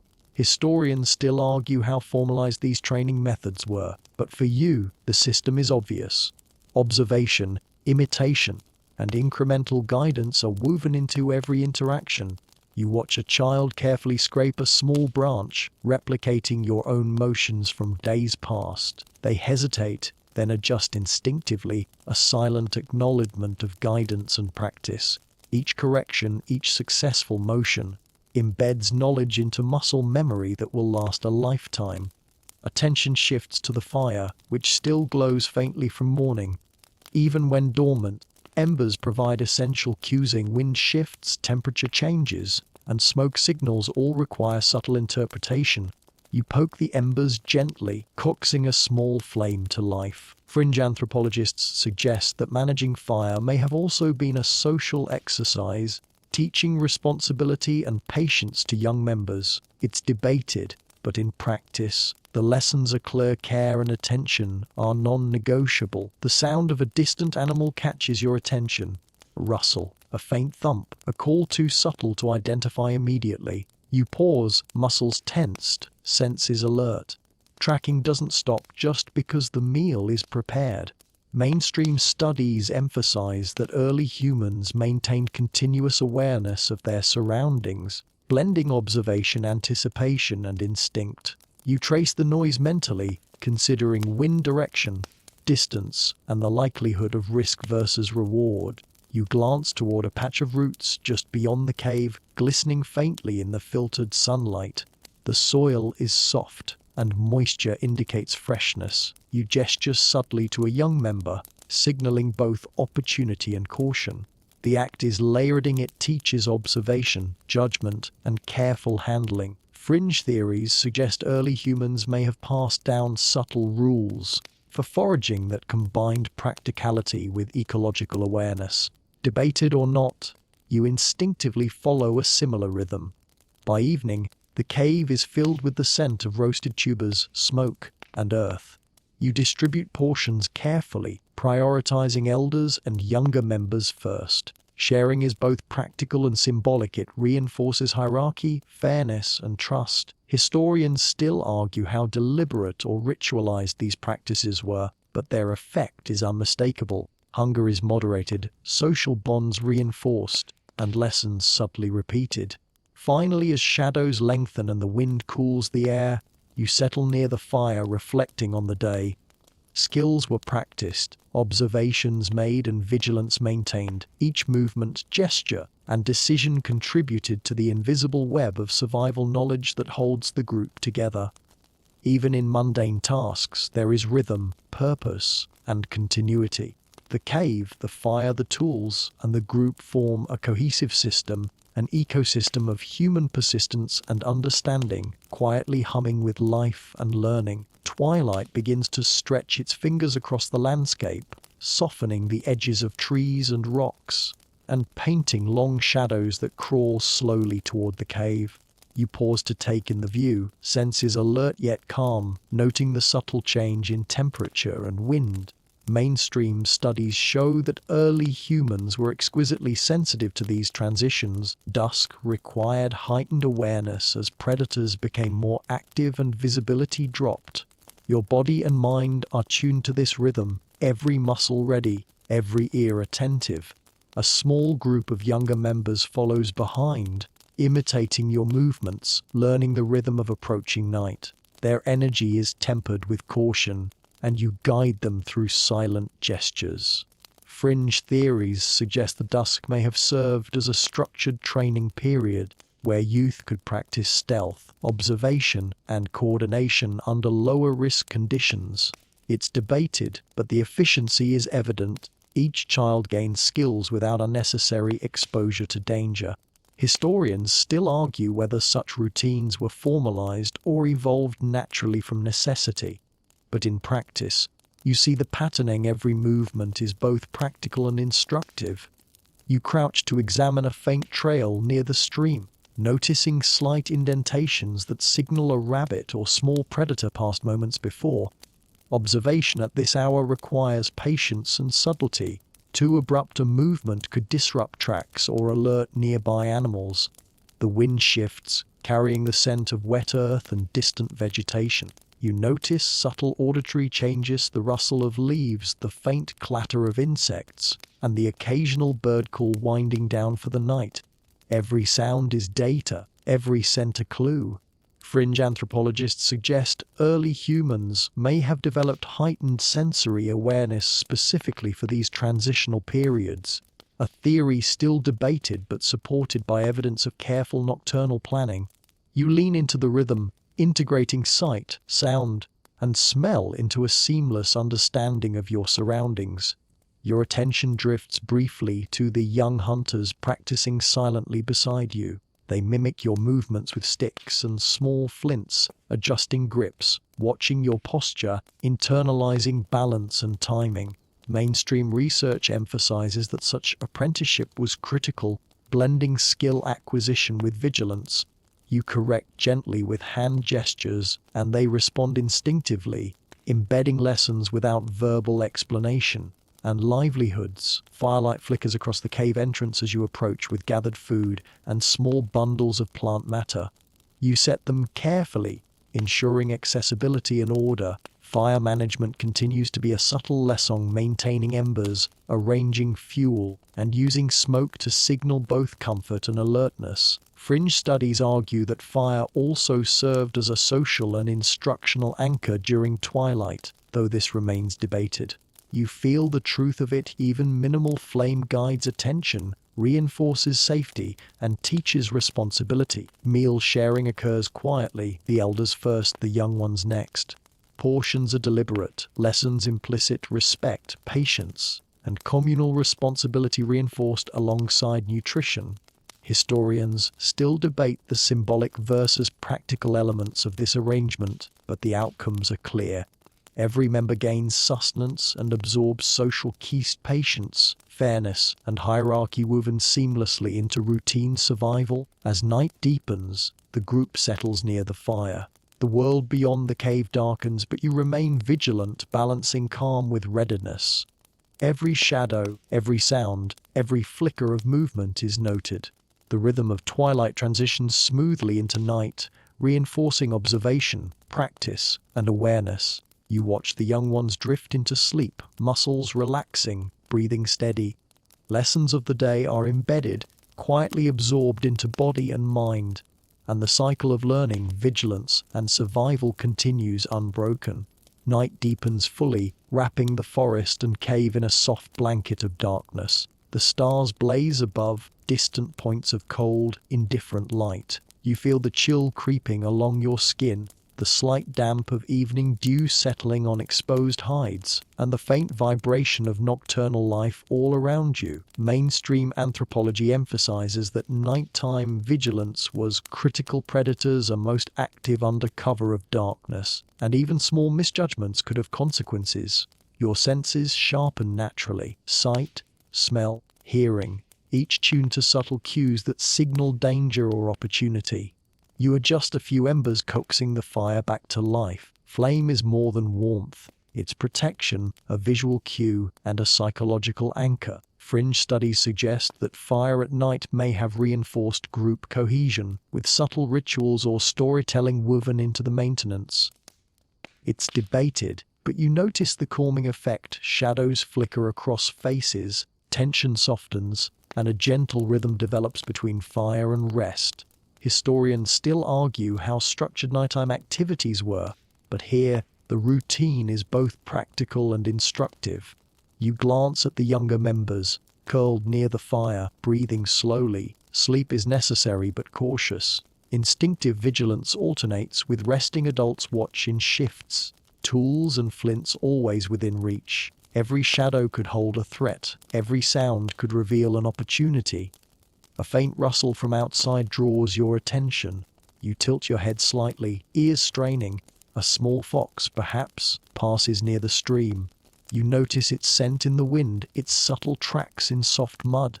You remain still, appreciating the lesson. Observation, patience, and interpretation are as vital as speed or strength. Fringe anthropologists propose that reading such cues was a primary form, night schooling.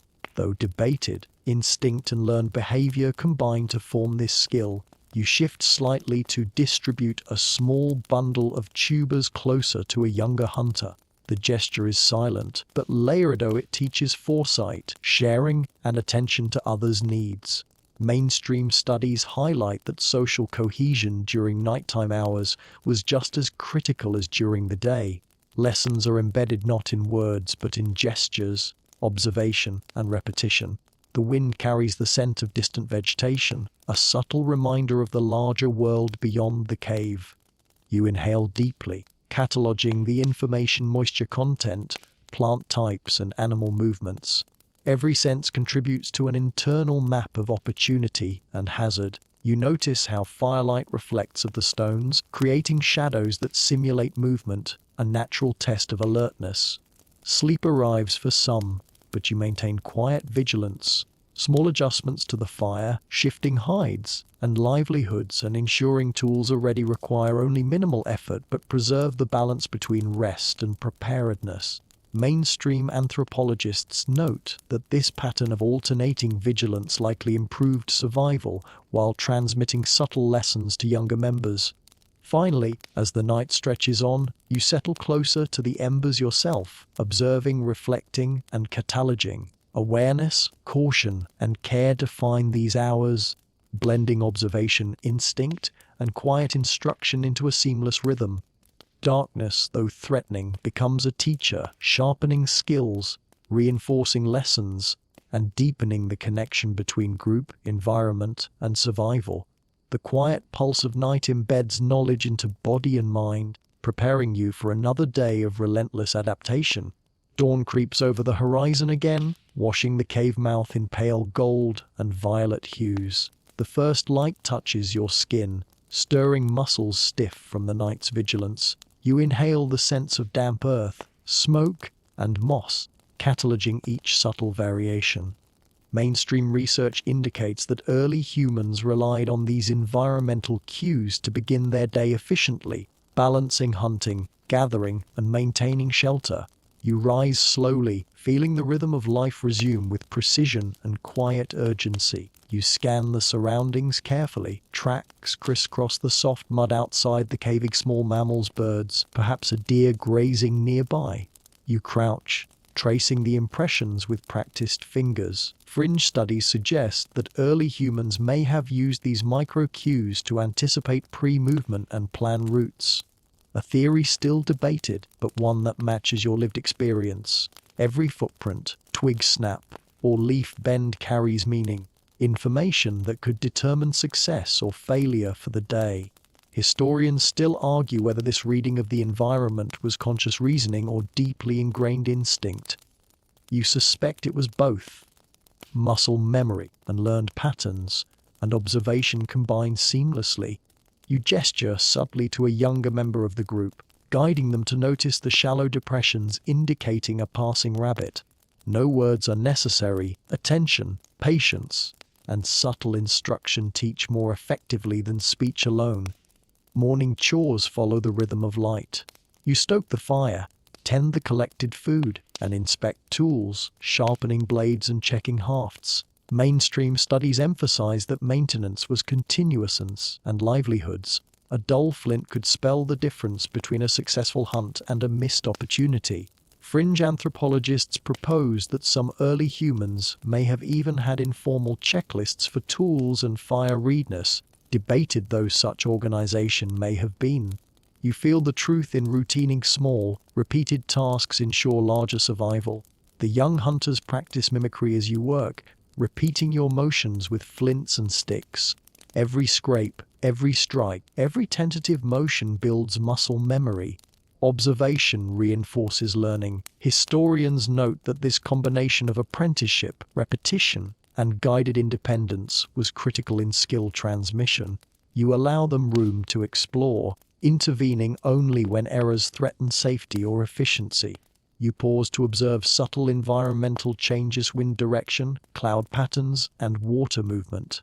Each element influences hunting and foraging. Fringe research suggests early humans may have memorized seasonal micropatterns, a contested but plausible idea. You nod subtly toward a promising patch of roots, indicating both opportunity and caution, teaching lessons through gesture rather than instruction. As the sun rises fully, the forest around the cave hums with life.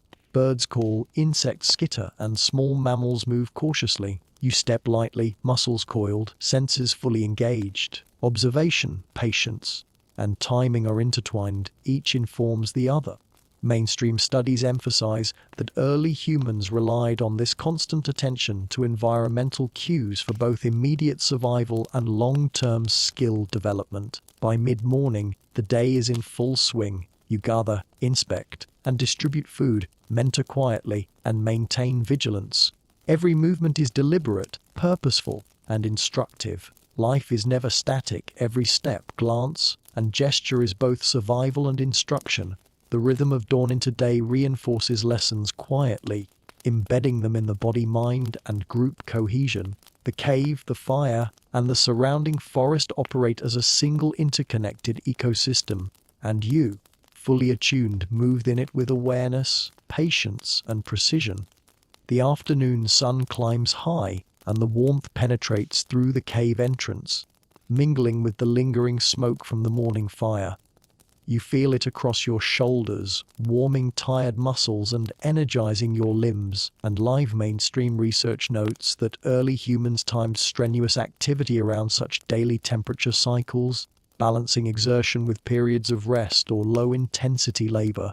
You move deliberately, aware that every action consumes energy, every choice must be efficient, and every observation has consequences.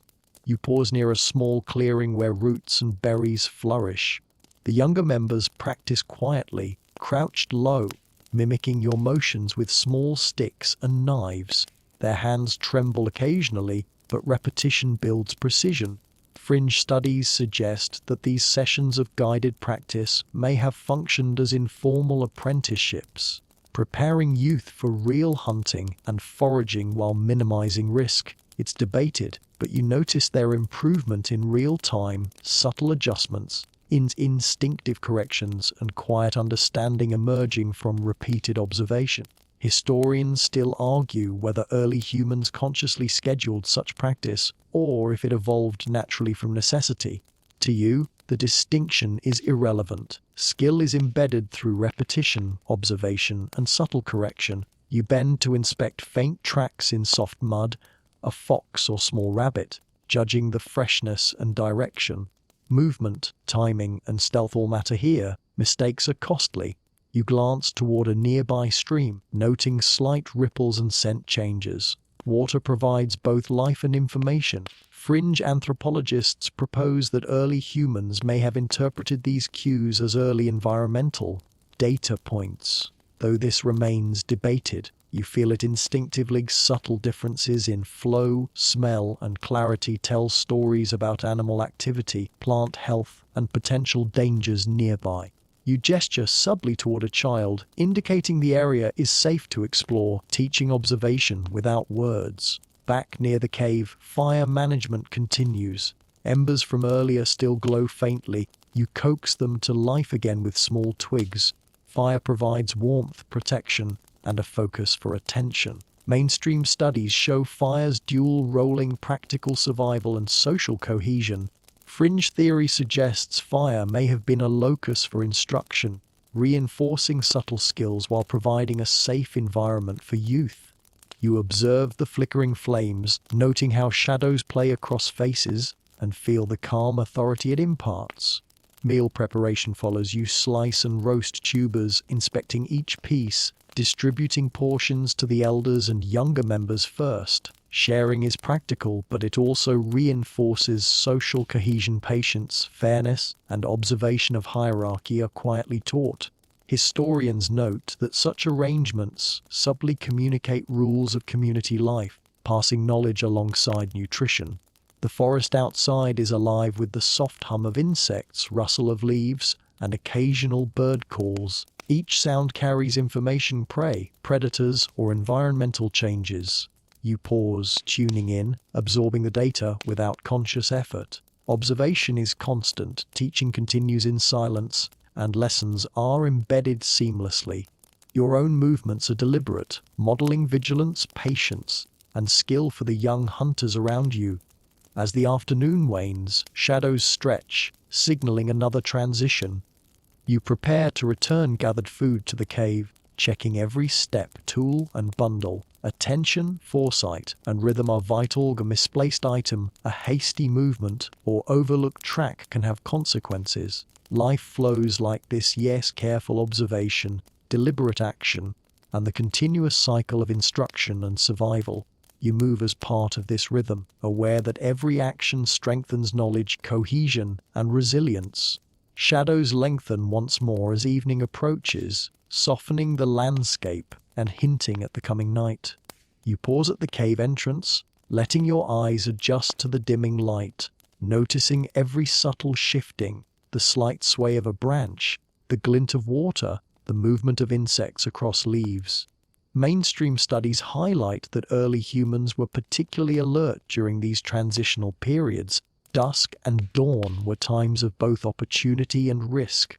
You feel the rhythm instinctively, every sense sharpened, every muscle poised. The young hunters trail behind, quietly mimicking your motions with sticks and small tools. Their eyes are wide with concentration, hands tentative yet increasingly confident. Fringe theories propose that this period of twilight was a natural training ground. Low light conditions improved sensory perception and honed reflexes. It's debated, but you see the improvement in real time: more precise movements, subtler gestures, and an emerging understanding of environmental nuance. Historians still argue whether early humans intentionally scheduled these practice sessions or if they evolved naturally from daily necessity. For you, the distinction is unnecessary. Learning occurs seamlessly through repetition, observation, and subtle guidance. You crouch to examine faint tracks near a fallen log. A small mammal passed recently. Timing, wind direction, and the angle of approach are all critical. Mistakes here could alert prey or attract a predator. You adjust the fire from earlier in the day, coaxing embers into a gentle glow. Fire provides warmth, light, and reassurance. Fringe anthropologists suggest that tending fire in low-light conditions may have reinforced group cohesion and instruction. Though the degree of intentionality remains debated, you feel the calming rhythm of embers crackling, a silent teacher of patience and attentiveness. Food distribution follows, quiet but deliberate. You offer portions to the elders first, then the young members, teaching observation, fairness, and communal responsibility without a word. Mainstream research underscores the role of mealtime rituals in reinforcing social hierarchy and cohesion. Each action, measured, deliberate, mindful, carries lessons beyond mere nutrition. The forest hums with faint evening sounds: insects, distant calls, rustling leaves. You pause, interpreting each subtle signal: potential prey, water movement, or environmental changes. Observation is constant, vigilance never fully relaxed, and teaching continues silently through example.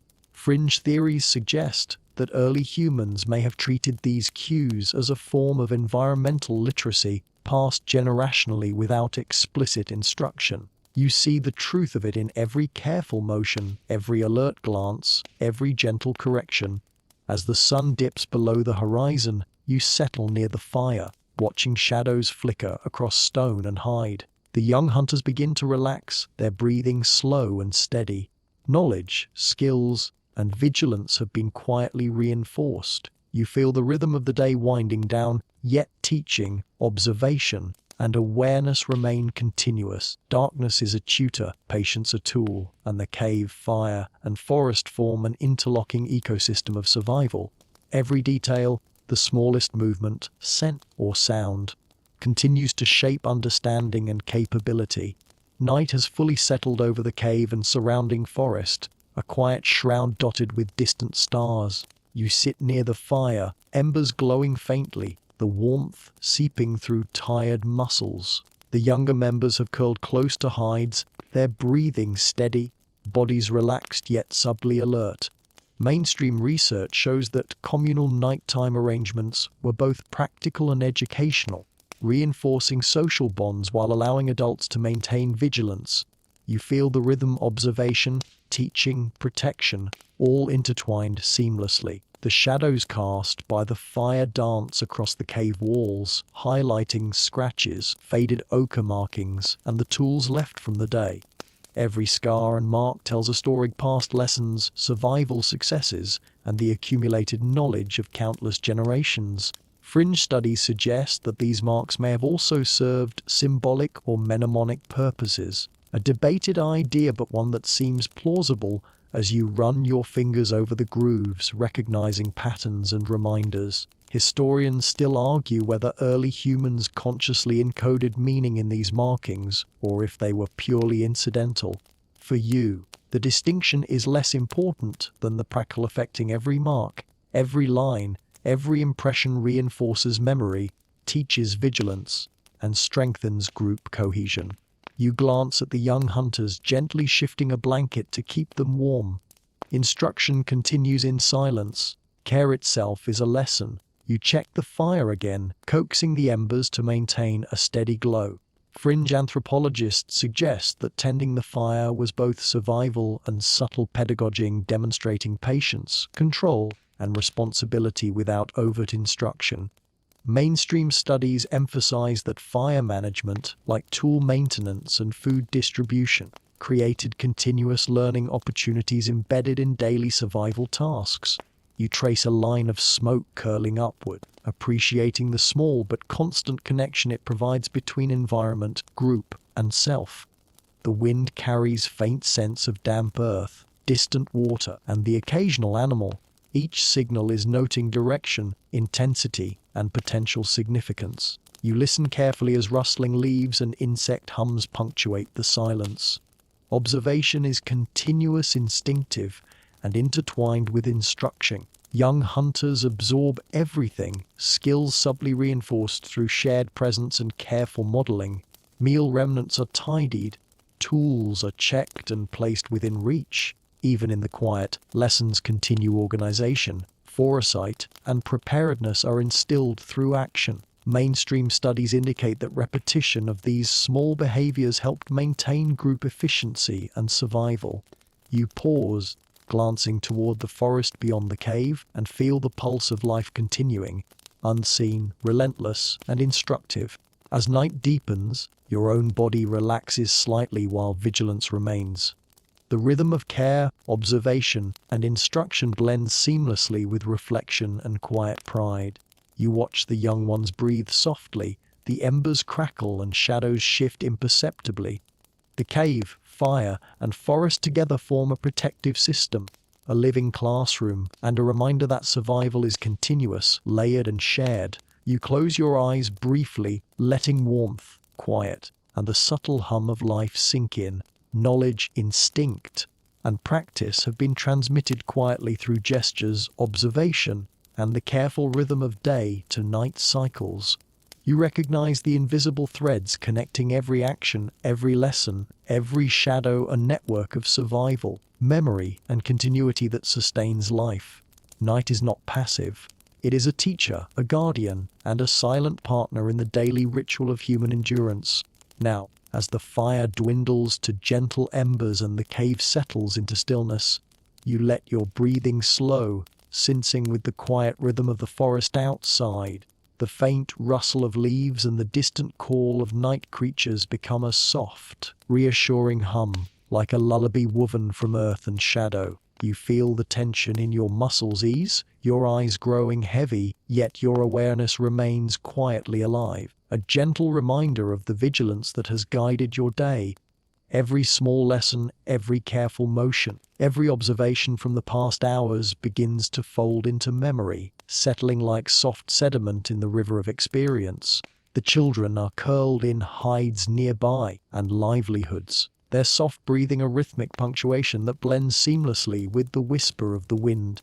You allow yourself to notice the comforting scent of smoke mingled with damp earth, the subtle warmth of embers against the cold cave stone, the way the darkness seems protective rather than threatening. You remember the day's movements, the hunt, the gathering, the careful attention to tracks, roots, and water.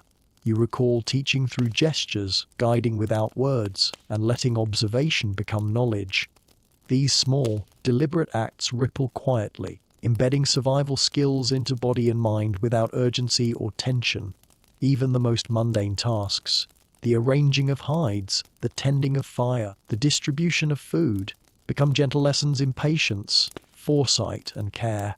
Outside, the world moves slowly, imperceptibly. Shadows lengthen and compress as the moon arcs across the sky. The distant forest murmurs, reminding you that life continues in rhythm, subtle and relentless. Inside the cave, warmth, safety, and quiet authority converge, a space where instincts, observation, and practice meet, where life persists through continuity and care. You let your mind drift along this gentle current, feeling connected to every movement, every breath, every small survival lesson that threads the day together. As your own body succumbs to drowsiness, you hold on to the calm steadiness of night. There is no rush, no urgency, only the soft cadence of life, the fire's fading glow, the steady breathing of companions, the forest's distant whisper. Knowledge, experience, and instinct linger gently in your mind, carried forward by memory, repetition, and quiet reflection. You feel the protective embrace of the cave, the watchful presence of the group, and the reassuring constancy of the natural world. Now, dim the lights, maybe turn on a fan for that soft background hum, and drift into the deep, steady comfort of night. Let your mind settle with the rhythm of survival, learning, and quiet endurance, wrapped in warmth, safety, and continuity. Every detail of the day, the observations, gestures, small corrections, and shared moments melts gently into rest. The world outside is vast, alive and persistent, yet here, in this shared space, you are calm, prepared, and quietly enveloped by the gentle hum of life.